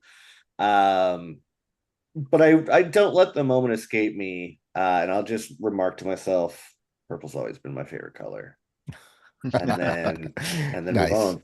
Yeah. Yeah. We'll say that everyone's cams, there's like a nighttime mode, since obviously you don't want them on as you're getting ready to go to bed or when you wake up in the morning and you're showering, it's like, obviously, there's some privacy there. So we'll say you consciously haven't turned it on to, like, active duty mode. So let's say, Paste, what's Bevin doing? Instinctively, he grabs his wrench and smashes his alarm clock, which has been repaired several different times because this is his constant reaction whenever an alarm goes off. Then he realizes it's not coming from the alarm clock, and he's just like, oh, and he's just trying to recover from his gravy and cheese curd headache that he's got right now because he just overdid it. And he's like, son of a. And then he sees Cade's message comes through, and he's like, I thought I kicked him from this group. What the hell? He's not VIP or whatever. And they chat along. So it's like, all right, boys, let's meet up in our usual spot there and let's figure this out. And he just starts putting on the beekeeper outfit one more time. Okay. Puts And teeth back in. usual spot, where would you consider that to be? Like, do you have somewhere Was specific in mind? there's like a motorcade or something like that that we went Yeah, to first? The mech like the suits. garage. Yeah, where Yeah, all the the mech suits garage. are. Yeah, sorry, Yeah. my mind was kind of Yeah, like sure. Okay, so mixing up there. that's on the third floor. We'll say like you guys' bedrooms are probably on the first floor, I would think. Let's say that makes sense. Um, the first sub level, I mean. So yeah, so we'll say that you can grab one of the elevators. And is that oh Okay, yeah. let's go to Mickey first before we do that. Uh so you had a couple communications go out. Bevin puts out on the chat like, hey, let's meet, like let's get our suits. Like that's primary where we need to go. Mickey, anything from your perspective? So Mickey is in the cafeteria. He's not sleeping. Kind of a hint at the next trade I'm going to take. He's not sleeping as much as he used to. So Mhm. he spends a lot of the time in the cafeteria eating, and somehow he's still the same skinny kid. He doesn't actually have his helmet with him. It's in his room because he's not always the smartest, so he left it there. So when the alarm goes off, he takes the food with him and runs back to his room to grab his helmet. So there is like you guys are sending out the messages, there's no response, and you guys are heading there, and eventually you get a message. Sorry guys, on my way. In all caps. Guard, Yeah, guard his cool. helmet Yeah, again. Called it. awesome. And maybe you like you run by someone as because we'll say the cafeteria is. I mean, that seems like first sub level type stuff. So Yeah. you maybe pass somebody in the hallway as you're running without your helmet to go back to your room and grab that. Um, okay, so everyone take note of what you might have on your person. That would include any personal weapons. That would be handheld weapons that you might want to bring with you Oh, in addition to your aim suit as you guys run towards the elevator. I'm Um, so assuming that sniper rifles do not count as handheld, easy to take with me in this moment. uh, no, you can, maybe a no. bow. I'd say you can grab one if you want to. The bow is compact. Quiver can go on your back, and the rifle would have a sling. So Okay. you could easily throw the rifle over one shoulder and carry the bow in your hand and have the quiver, uh, attached securely to your back. We'll say like the quiver does have like it's got some neat little. It's a very snug contraption. It's designed for Hawkeye to do all the acrobatic things, swinging through plate glass windows and not lose any of his arrows. So it's a pretty high tech, like we saw, it's got the little motor in it where he can Sure. just, figure out which one he wants, click a button. So Mhm. it's pretty snug to your back. It's almost like a piece of tech than something that's flopping around back there like a Robin Hood quiver. Understood. Got it. Yeah, Green Arrow here. We got to do Yeah. that. Yellow arrow. Um, okay. Oh, cool. Billy's back. Yeah. Hey, good timing. Perfect timing. Oh, is it? You Is missed it you missed really? all the boring meeting stuff. It's fine. I am. There's the sun. I know you guys understand, but I am so sorry about. I mean, what is Nah, the no chance? worries. Hey, nothing you can do about it.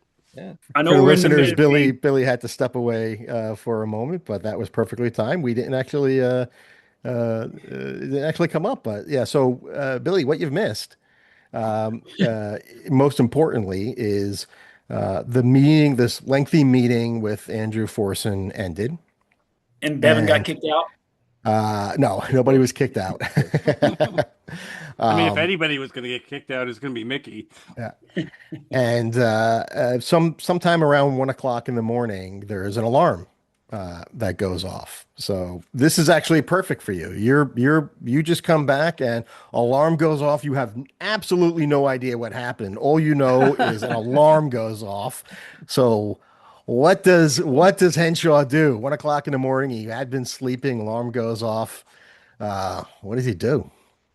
I guess I hop out of bed, and would I recognize? Is there a certain types of alarms, Ooh, good question. times, or like that signify certain things? Yeah, the last time you heard this one was day one of the invasion. So it just signifies shit's going down. Yeah, it signifies, t- you know, like physical attack, like highest level of danger. Yeah. So I hop up out of bed, and I'm like, "Oh shit, not again!" I was like, "We got to get to our suits. I got to get to my. I don't know if we're in a bunk room or how it all would work out, but I don't even remember what we've established." Yeah, we'll say there's so many dead A members. Everyone's got like, Single a room. nice single room. Yeah, 100%. So yeah, I'll rush out of the room, kind of look around, and figure out the quickest path to get to a mech suit if I can. Yeah. And as you're And if I doing that, Bevin has the pass by same. anybody's door that I know Yeah. I'm knocking. Yep. So you can still knock. We'll say you're close to Mickey. You knock on his door. There's no answer. You get a ping on the group chat from Bevin, who has the same idea as you, and he says, "Everybody, get to the garage." So that's pretty much where everyone is headed. More or less, you can get to the elevators, and as you're taking the elevator, actually, let's see, OMJ, roll 1d6. Just a regular 1d6. Let me know what you get. Okay. That is, bear with me here. That is a 5. Okay, good. Um, You don't die. I was gonna say don't roll a 1, but I didn't want to The jinx arrows anything. explode. Um, as you are taking the elevator down, you hear, there's two elevators kind of in the same, not the same shaft, but the same area, the same bay. And the one, it sounds like the elevator, like right next to you, or the shaft right next to you. It sounds like there is something just horrible happening in there. You like metal crunching, snapping of massive thick cords. Something is going on in there, crazy. And then like the elevator slows down a little bit and then gets down to the third floor, this third sublevel, and you open it up and you see a body in front of you in an AIM uniform that has had its intestines just ripped open and are scattered across the room. There is a blood splatter on the wall. Um, there is blood pooling on the floor, and it looks like a lot of blood coming from the back. So it looks like something like just ripped right through the center mass of this AIM agent. Resilience check not to throw up. Let's see. Hold on. I'm gonna roll. Yeah, sanity check. How about let's say how I've got about to roll in. a So how about a resilience check, target number 13? I rolled a 11, 12 with my resilience of 2, 14. Okay. So I started to go, but I hold it back. Yeah. Yeah. This is freaking gross. What happened? Yeah, and you can see and as this is happening, The elevator, you guys can get out of the elevator. You can see that there are some communications coming in from outside of your little group chat. Uh, Asking if people are okay, what was that noise, what's happening, you know, what the hell was that? Are those shots? You hear a few people say, and then somebody goes to respond to somebody, hey, I'm going to check it out. And then what was it? Hey, what was it? Are you there? What did you see? And then silence from the other person. So, you start hearing these communications kind of coming through now as you exit the elevator and are on the third sublevel. Sorry, were we all on that same elevator together? Uh, up to you. Well, you might have his Whatever you on. guys think is like thematic. It doesn't. It could be, or you could take another elevator. Let's say there's 4 elevators in this bay. We'll say Billy or say Henshaw and OMJ are in this one, and then the rest of you can take another one. And the important thing is you all wind up together. I don't want to narrate 5 different descents. So when we start beating up, I was like, anybody got a sit rep? What are we looking at? Does anybody know anything? We know as much as the SG. Mickey shrugs. Yeah. I'm trying to keep my eye on the feed and listen to all the static comes into as well as make my way to the elevator to our mechs. But I did want to point of order that when I was getting into an elevator and I saw Kade coming, I was definitely hitting the closed door button, closed door button, closed door button. Hold the door! Hold the door! Yeah. It closes. Oh, I guess he didn't see me. Damn it. Getting his hands in there like Terminator. So Kade comes down. Kade comes down through the stairwell, huffing and puffing. Yes. At the end of the hallway. Why didn't you hold the door? What took you so long, bud? Come on. Stepping over our bodies. Like, let's get to our mechs. So when somebody asks what's going on, Mickey will say, with my apparently limited life experience, my guess would be aliens. Which one specifically? Very astute there. Yeah, so we're trying to get our mech suits on right now, eh? Okay, so you go to the we'll say you pass one more body, and you can see there are rounds of spent ammunition on the ground as you go down the corridor in the direction of the garage. Do we get like the heads up display of who it is, or? Yeah, we'll say it's one of the engineers that typically would help you guys get into the mech suit. You know him by name. Somebody Steve, who, I like Steve. It was Steve. You're right. It was Steve. Steve was a little handsy, but a bit of a predator, but that's fine. He Like, did a good job.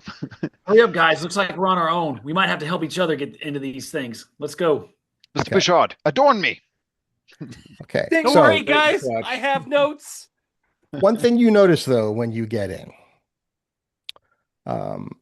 you go in and there's, we've described this before, but there's like this giant sort of elevator platform that goes up all the way up to the ground floor to where there's like this fake parking garage that the mechs can actually get out.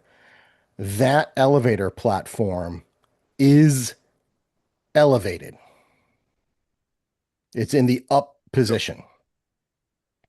So all you see is like, let's say you see these hydraulic kind of like cylinders, huge, thick hydraulic cylinders that would lift this elevator, and the hole in the ground, maybe only about a foot deep or so, that the platform would sit in when it is in the lowered position. But yeah, the elevator is up, and whoever put it in the up position didn't send it back down when they got up.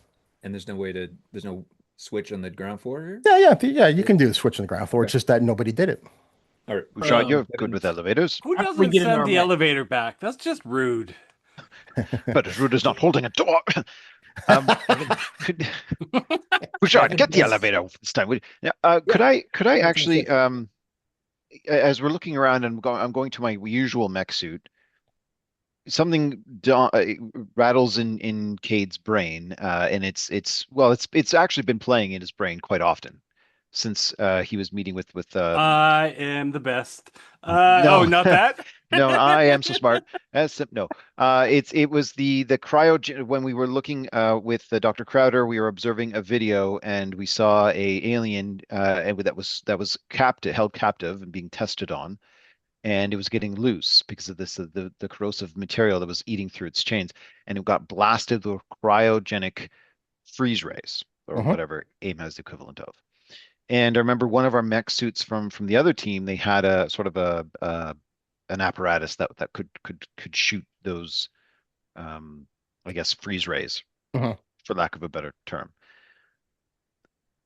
But Cade would be thinking about that and thinking that that's probably one of the best weapons we have against these aliens. And of course, that's where his mindset is. So he'd be looking around and the motorcade, seeing if there was an extra mech suit or some sort of device if that coordinate. If he couldn't figure it out himself, he'd probably shout out to Bouchard and ask for help Yeah, about that. give me a vigilance check.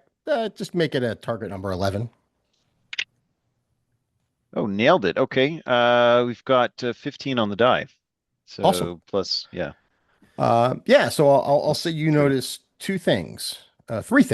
One, the cryo suit is there. Two, the cryo suit looks like it has been opened. It is like all the other suits are closed, so the cryo suit looks like it's opened as though someone had started the process of trying to get into it. Hmm. And the stealth suit is missing. Okay. And then we would normally, yeah, no, interesting. Okay. Okay. Interesting. So Oh, our one-time friends there. Okay. He would go over to the cryo suit, and he's thinking he knows his suit, but he also knows this has got a good weapon here that he could use. Um, Thinking of the upgrades, he would comment to Mr. Bouchard and say, "Listen, I, I if we are going to be facing some aliens in here, based on the video feed and the description we got from Henshaw, our best chance of survival is to use the cryogenic freeze rays from this mech suit." Um, and I just sort of leave that open to anyone who may be interested in operating such a thing. And if not, Mr. Bouchard, would it be possible to put that armament on my suit? you have no idea how long it takes to dismount a piece of tech like Not that and run after the other one and get reattached? We ain't got time for that. You want that shiny suit so much? Stick your shiny butt in that thing and suit up. And I am running over towards where that switch is while everyone's suiting up to try to pull it down. Yep. Or Question get for the you, Yep. elevator down Bouchard. while we're suiting up. Yeah, Did you suit up before you went to go get the switch? did All right, not. then I would not let you go on your own, and I am hot on your tails. Okay. I'm looking over and seeing the shiny new bow and it's like, well, hold While they're shiny. running, Henshaw's like, "Put on the suits first. What are you You doing?" suit up while that stupid thing's coming down. It takes like 40 minutes. All right, so you can run and hit the lever. Right, yeah. There's definitely little alarms going off and little lights flashing, yellow lights flashing. So Moreau and Bevin run towards the platform, pull down the lever. Um, Copy, is Dr. Cade going to go towards the cryosuit? And you would know, you certainly could go into the cryosuit. Like there's no yeah, permissions that would prevent you from doing that. So if you wanted to, you could operate the cryosuit 100%. other than not having that on my character sheet, but yes, I just sent that. it out to the Although scheduling channel Oh, in okay. the Discord. So if you want to see what it's got there. having the detection is would also be good too. So And I then can know, let and the it's just like, Kadar. well, if it's going to take that long to lower the damn thing, I don't understand why Mr. No, Bouchard, it's not 40 slacker. minutes. Yeah. It's like Okay. it's Okay. it's All 60 right. seconds I tops. mean, Yeah. Okay. having Okay. somebody that has a good aim in the Yeah. cryo suit might not be a bad idea. So I am quite proficient. Yes. so that's what I was gonna say. Metagaming, Were Henshaw does not need. we were we in the same place when you were shooting? Just curious. Was this at other times? Well, I will regale you in the tale where I took out the Black Widow herself with my own shot. Yes, it was quite I heroic. I think I was there. You were, Okay. and you were quite impressed, if I recall. Okay, yeah. No, I'm going to the cryo suit. I'll go. I got the tech here. I'll go to the cryo suit. Okay. So we'll say without having somebody to help you in, it will take longer to get into these Well, suits I for sure. will help somebody Okay. because I'm the most durable. So if somebody ends up being caught out of their suit, it's better me than anybody I else. tell Mickey, help Dr. Cade. I can handle myself. So I tell him to help Dr. Cade. Oh, do Mickey, I please. have to? Yes. He's so creepy though. He's like I mean, whispering this too, but I maybe a little too loud. if it's life or death, I want him on our side. All All right. right, So all Billy, right. what Well, is I'll do it. Henshaw So doing? Henshaw's going to try and suit up. He's going to take a chance. Okay. So you can do that. And we'll say, so with Mickey helping Dr. Cade, Dr. Cade will be the first one to get into his suit. We'll go to Bevin and Moreau. The platform comes down. There's a loud chunk as it sits into that little hole that was perfectly sized for it. Just a tiny half-inch gap going all the way around, and you can look onto it. It is empty. All Perfect. right, get to the suit, boys. That's a relief. I'm assuming, Bevin, that you are gonna turn heels and head back to your suit.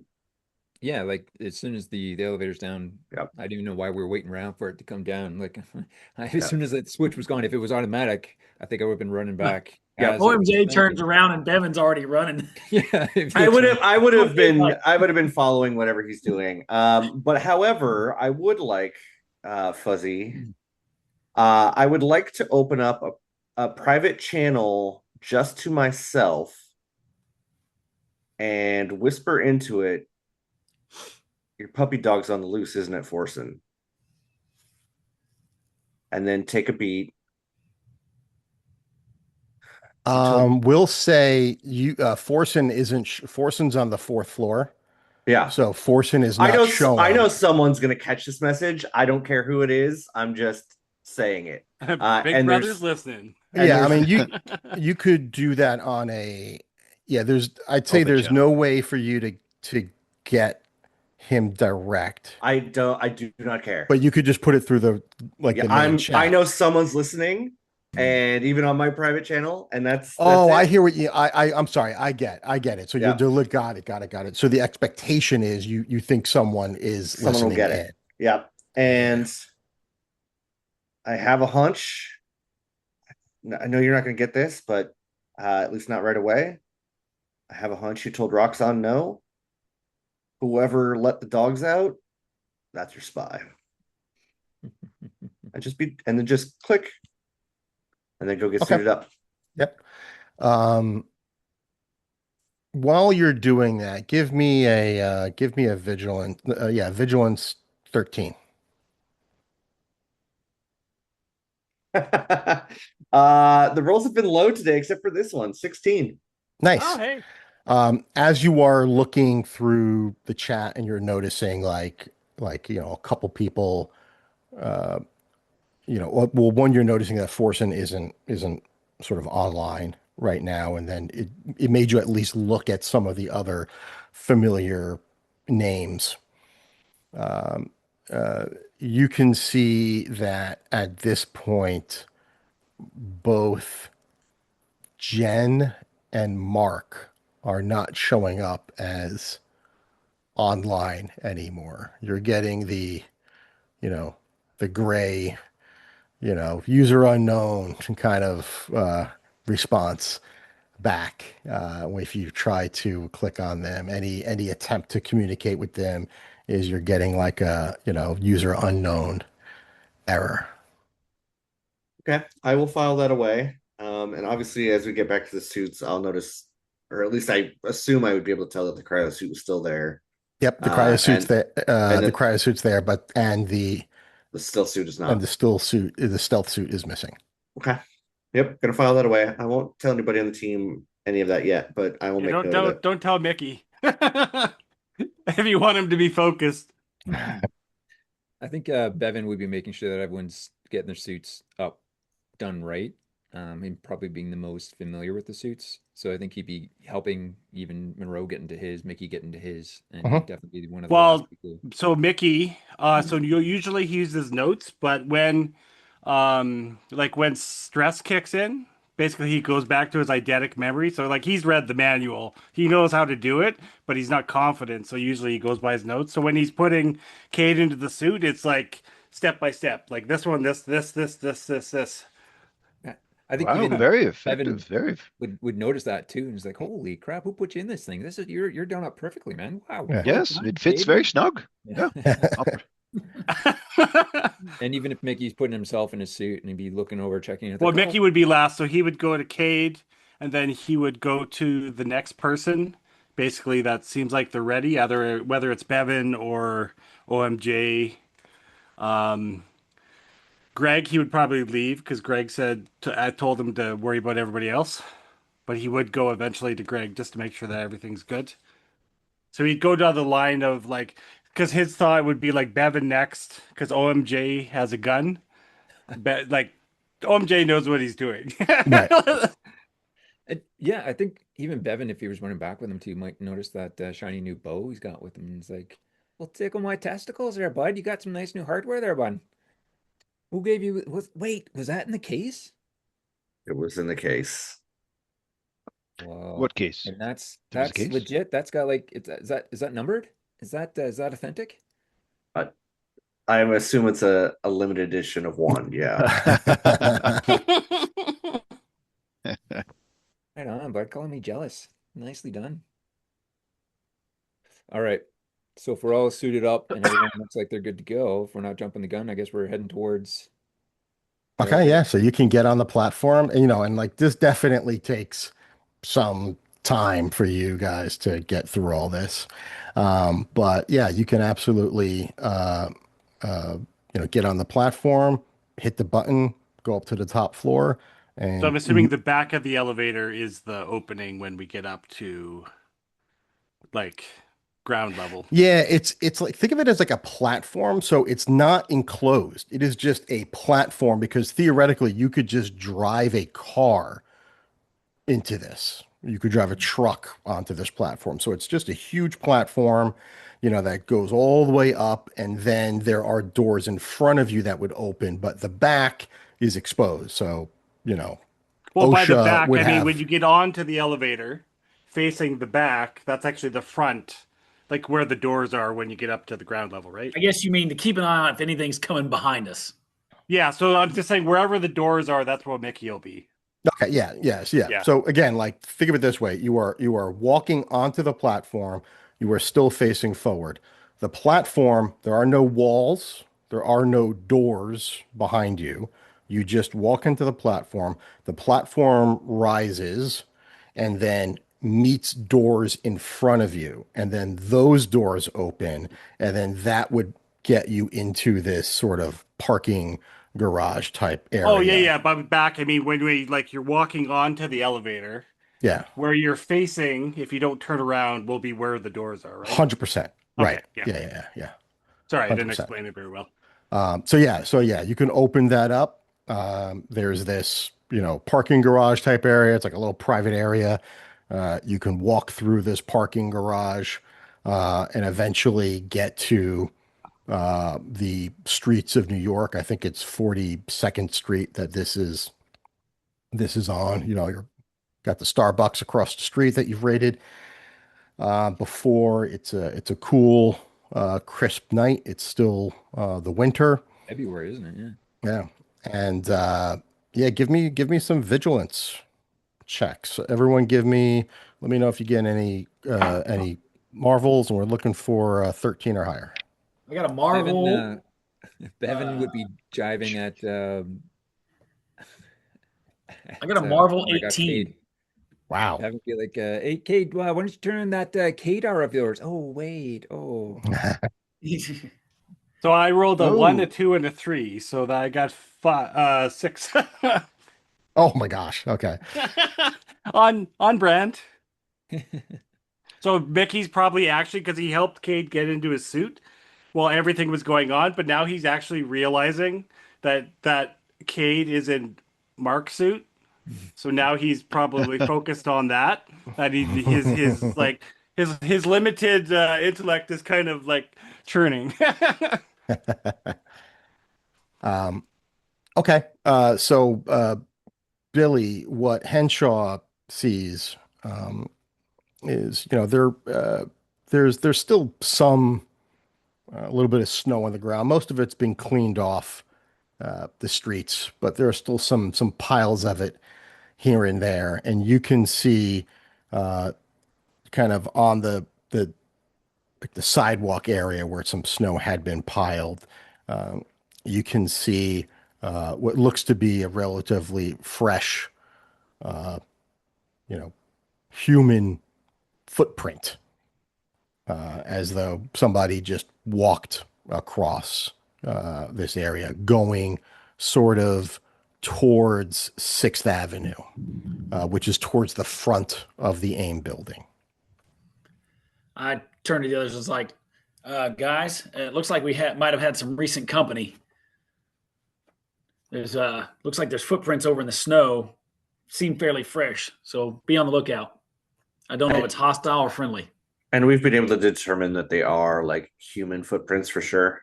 Yeah, they're definitely human footprints. They're wearing like sneakers or something like that. Okay. Well, So Or at it's least Yeah, they're human shoes. and yeah, it's obviously not maybe a stealth suit by chance. correct, Okay. correct. and are we the Uh, only? yes, I would relay this information. I wasn't actually expecting him to say human footprint. I was waiting for a fresh human corpse.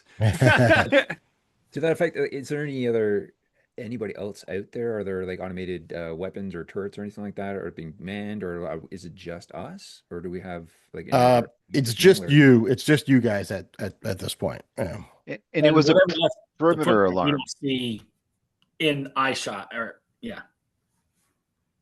So, like, we're responding to a klaxon for perimeter alarm or a perimeter breach.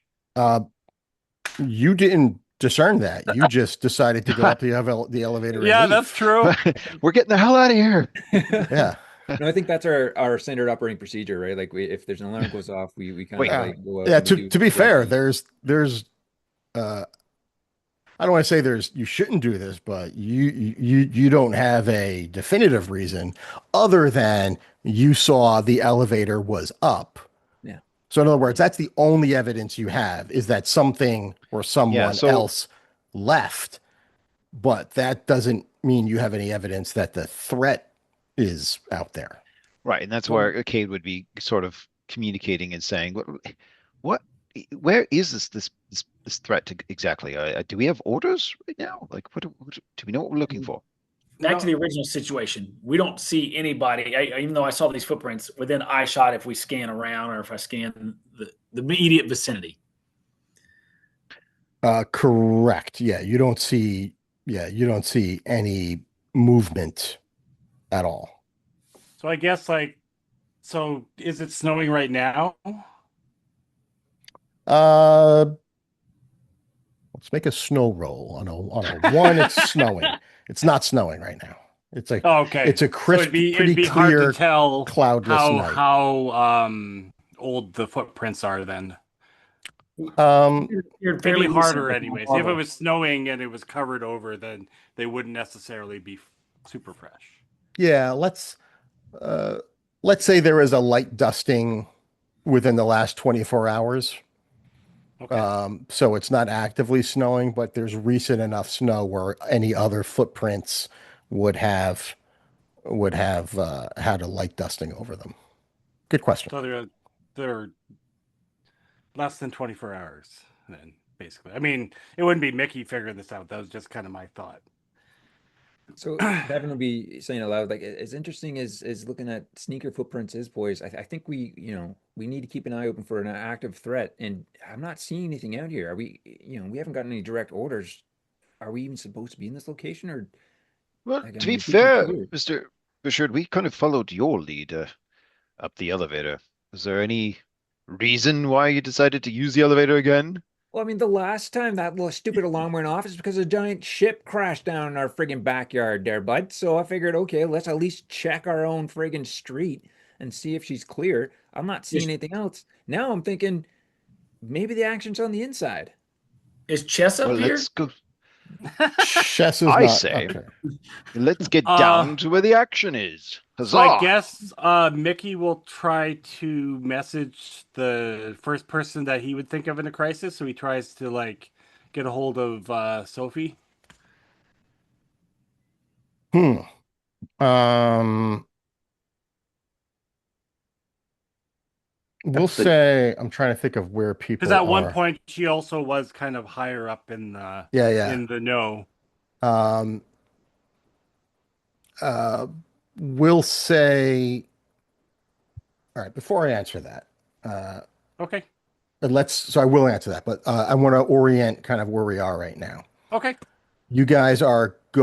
Are you guys making your way back into the elevator? I think we're debating that. I think we're Yeah, Okay, well, you haven't. everybody was I Okay. debating. I Mickey have thought he would message Sophie. Typical back and forth banter of not having a direct leader, and we're all just having like, no, we should go this way. No, we should do this. No, we should go. I think there's just no consensus as to what we're doing right now. It seems. All right.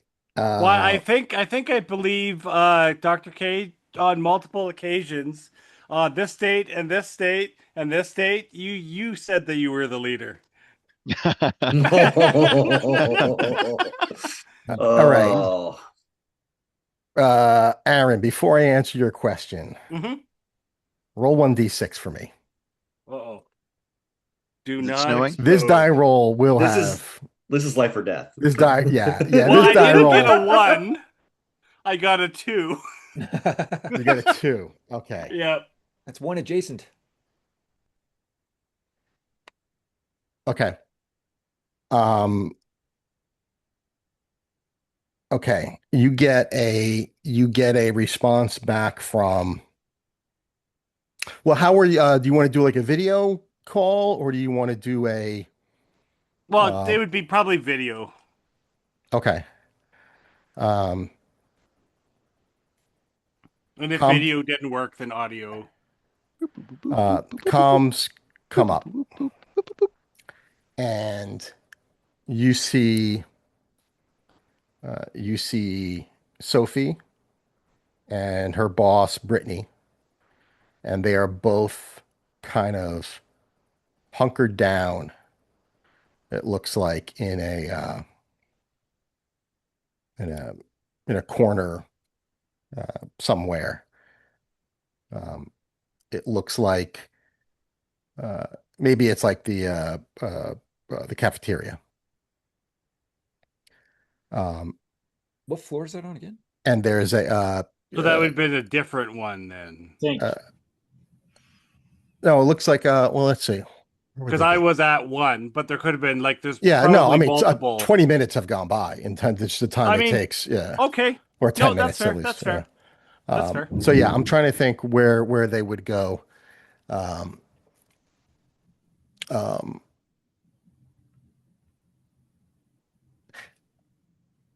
let's say Because that it even looks like they're yep. hiding in like the kitchen area of the cafeteria, Okay. like behind something. You would If know anybody because would know, yeah, yeah. 100%. Yeah, you would like, oh, that's where I go to scrounge for the stuff that, just eat raw flour or something. Um, and they're both there, and you can see her. You can see her cam is on, and she's kind of like breathing heavy, and she's like, Mickey, Mickey, where are you? Where are you? Uh, uh, we're we're just outside. We heard the alarm go off, so we thought, I don't know. I don't know what I thought. Anyways, where are you? We're we're Oh, I we're know where you hiding. are. Never mind. You're in the kitchen. Yeah. We there were screams. We heard gunshots. We we just wanted to hide. We got caught up. Like we heard some noise. Uh, we've we've heard that the we've heard that the creature got out. Which one? Oh The dear the me. Valid. Which the, the big one. Oh no. Although, to be Kate, fair, last time he saw it, it was not very big. Yeah. Yeah. yeah. Oh no. And yeah, Kate's going to start And understanding then that you this just was you, the basically you guys would hear Mickey say out loud, "The big one." Yeah. yeah. We'll say at that point, um, another camera comes on and kind of joins the chat. And it's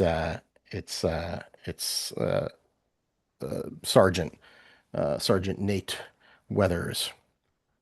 And he's coming on. And he sort of calls out to Moreau. And all he says is, "You seeing this shit?" And he is staring at a door. And Dr. Kade would notice the name on the door says Xenobiology Lab. Mhm. And the door handle has been destroyed with acid. It's melted off. Yep. And he walks in, and he's got his automatic rifle, and That's not he going to do him any good. opens the door. It's got the flashlight on it, and he opens the door, and he's looking around, and first the flashlight goes to the sort of this plexiglass door. Mm. The hinges have been destroyed. Um, and then you look, he goes to the left, and you can see that the instrument panel has been splashed with acid as well. And Clever he girl. and he takes another step in, and he looks around, and then the camera looks up. There's a blank ceiling. There's nothing there. Um, and then another camera comes on. It's Dr. Crowder.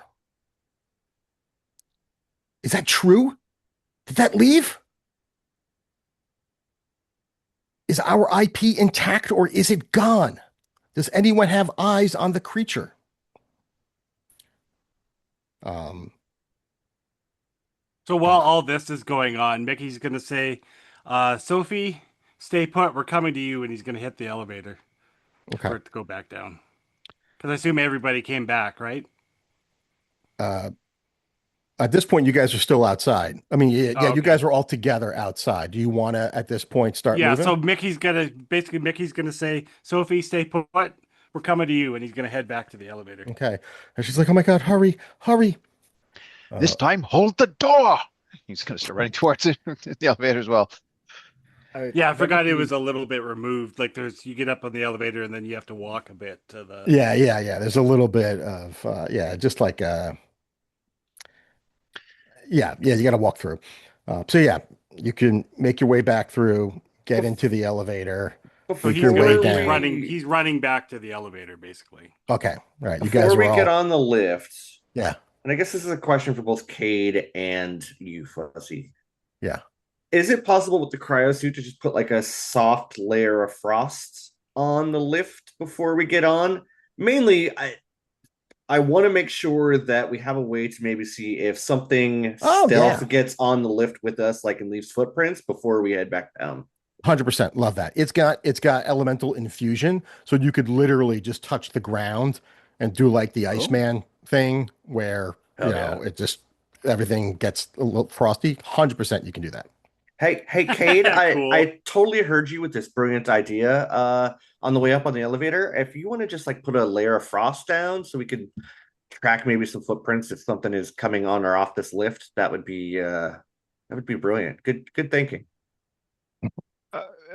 Yes, You're so right. That smart, is Dr. Kade. well, yeah, no. I mean, I come up with these things on the spur of the moment all the time. It's amazing. Yeah, so he'll be looking through his notes on the device, and yeah, he'll find the infusion button, and So he'll while put he's his hand. doing this, Mickey's gonna hit the elevator button. Yeah, Okay, and we're just gonna use the five focus and because if I perfect. recall correctly, it's five focus. Yes. Yep. Awesome. Yeah. So yeah, you can do that and you can get the entire, the entire area with no problem. Um, so elevator comes, elevator goes down, you're at the bottom, third sub level, head out, you see the same carnage you saw before. At this point, you see O'Rourke has come online and you see his camera on and he's wielding let's say he's wielding he's got his hands on one of the Badoon basic weapons that he's been toying around with. He's got two of them. He's double Yeah. fisting. I call this He's one like, Dis and this one Troy. yeah, Yeah. and yeah. Amazing. Um, yeah, and he's looking, and you see him looking in. He's got eyes on another dead agent. Not anyone you recognized. Luke?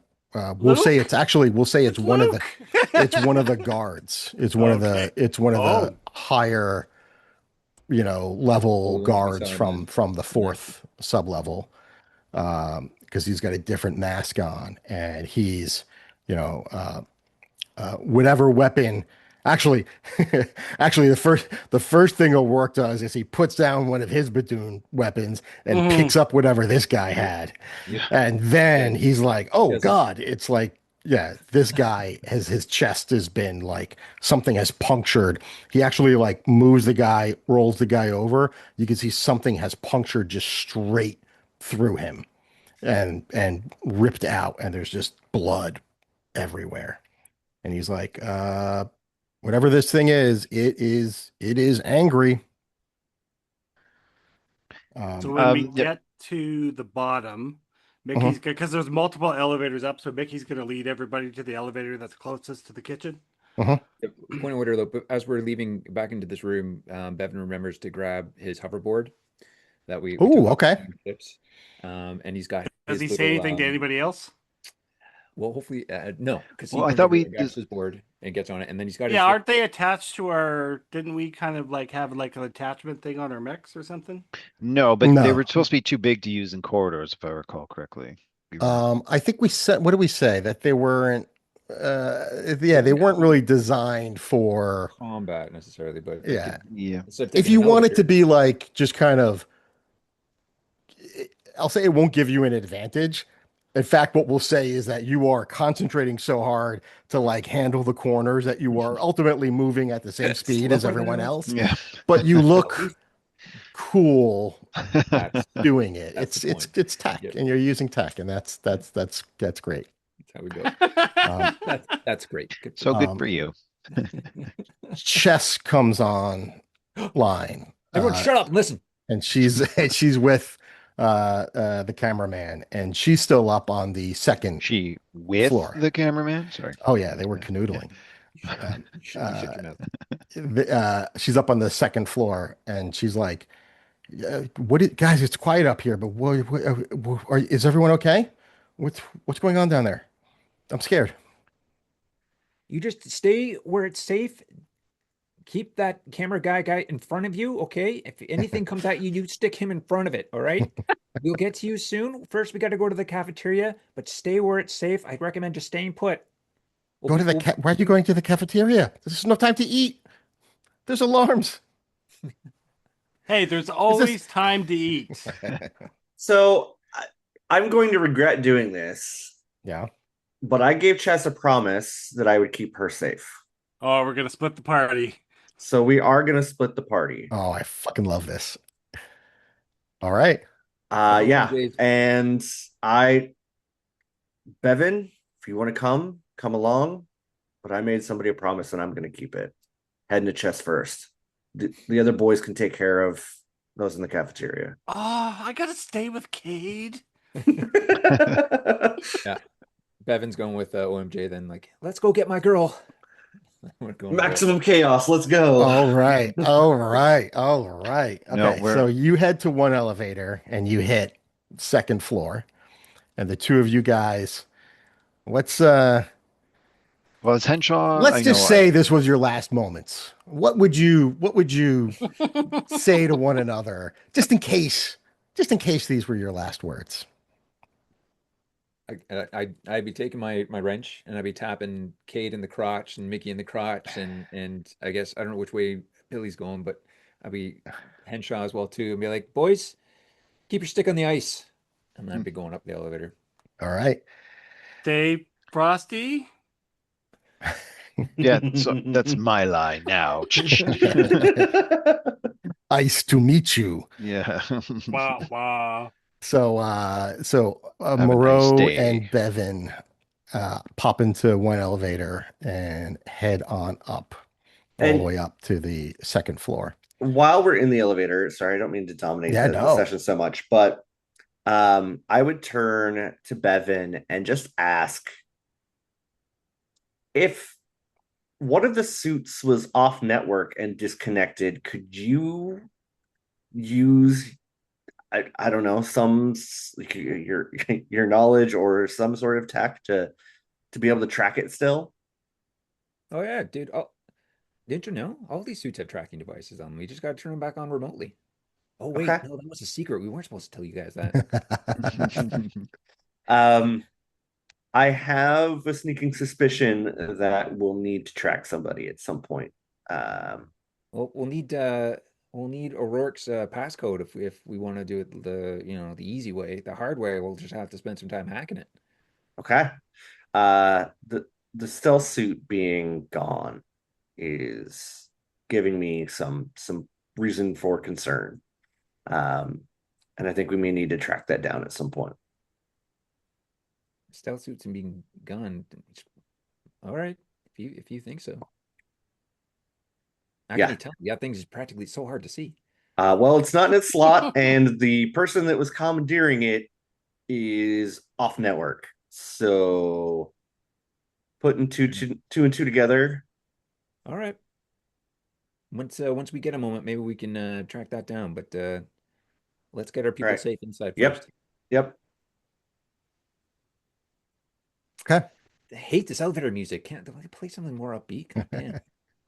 Never gonna give you up. All right. So the other elevator is going up to sub-level 1, where the cafeteria is. And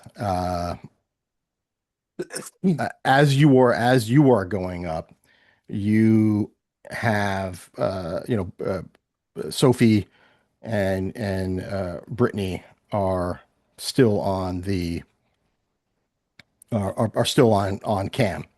Yeah, I Um, kept it on. yeah, Purpose. and uh, you hear Sophie say, "Oh, oh, thank God you're here," and you're still in the elevator. Um, okay. Sophie, We're what are you talking about? We're on the elevator. No, I just heard the door open. We're here. Shh. Quiet. That's not us. Uh, we'll say that was Brittany that uh, you see Brittany stand up and kind of uh, look at the entrance, and Sophie hears you say, here's Mickey say that's not us, and you hear Sophie go shit, and she at uh, looks up at Brittany, and you just see Brittany's like body freeze. Of course, she's wearing a suit, and then you just see her turn around and like look for some place to run, and goes off, runs away from Sophie, and Sophie's just ducking down, and you see this spike of some kind. It looks like a spike. It looks like a spear almost burst through the front of her suit. And the camera is still on, and you just hear not even a scream. You just hear air leaving the body. And then the head droop down. And as the head goes down, the camera is focused on this barbed, it's a tail. It looks like almost like a scorpion's tail would be the closest thing you could think of. And you know, it it kind of curls up and you can see her body getting lifted up off the ground. And from Sophie's camera, you can see this body dangling off the ground. And then the body, the tail disappear. For a while, you can see the camera is still on. The helmet's getting pounded across the gown, pounded on the ground. You can see it stays on until it goes into what is an elevator shaft.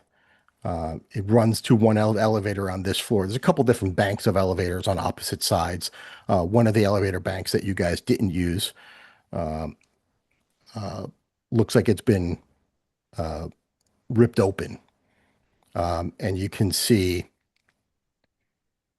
the creature dragging Brittany's body into the elevator. The helmet finally pops off. And you can see it just kind of rolls on the ground and it's like looking at the elevator. And all you see is this humanoid creature disappear into the elevator, dragging this body with it. And then it disappears as you hear, "Never gonna give you up" in the background playing. This thing's so ain't even And we're gas, gonna give it and up. we're gonna end it there. So yeah. No. Oh yeah. No. We are. And the main reason we're gonna end it there is one, primarily, I legitimately had no idea how today was gonna go. I had absolutely no plans. I was gonna vibe off of just what you guys were doing. For those for those of you listening, I'm assuming you heard episode 12, and this is how episode 12, more or less how episode 12 ended. Episode 12 ended. Well, I'll let the guys here listen to it in full, but episode 12, close to the end, we knew that the xenomorph had gone into the elevator shaft and now has brought two bodies up into the elevator shaft for some reason that I'm sure is not nefarious at all. And of course, Jen and Mark did leave the building. And I think we're going to call this kind of like a season one, either the end of season one or a mid-season break, because Mid-season cliffhanger.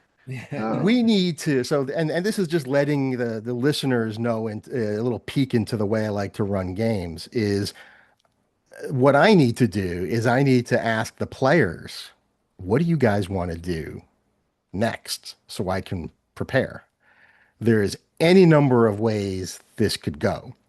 The party as it's constructed now, I mean, one of the reasons I wanted you guys to get your opinions out there of what you wanted to do would be, maybe this means this group isn't the group you wind up with. Maybe we mix the teams up a little bit. Maybe there are three teams. Maybe your goals are all different. Maybe some people do want to focus on the Doom angle. Others want to focus on Roxxon, or want to track down Jen and Mark. Totally up to you guys what you want to do, and then I'll figure out the rest. So, Well, and practically speaking, I've got Gen Con prep and Secret Wars prep, so it'll be a good time for a break for me. But mostly, I wanna just hear what you guys want, and then I can start plotting and planning other things. You know, do we want Roxxon and Hammer to be adversaries or allies? You know, do we want Wayland to be involved? Like, this is, I want you guys to think about all the stuff you'd like to see in this next phase of the actual play, and we'll take it from there. awesome. That's great. So And we'll fight some aliens. maybe, yeah, we'll see. Um, okay, well, everyone, thanks for listening.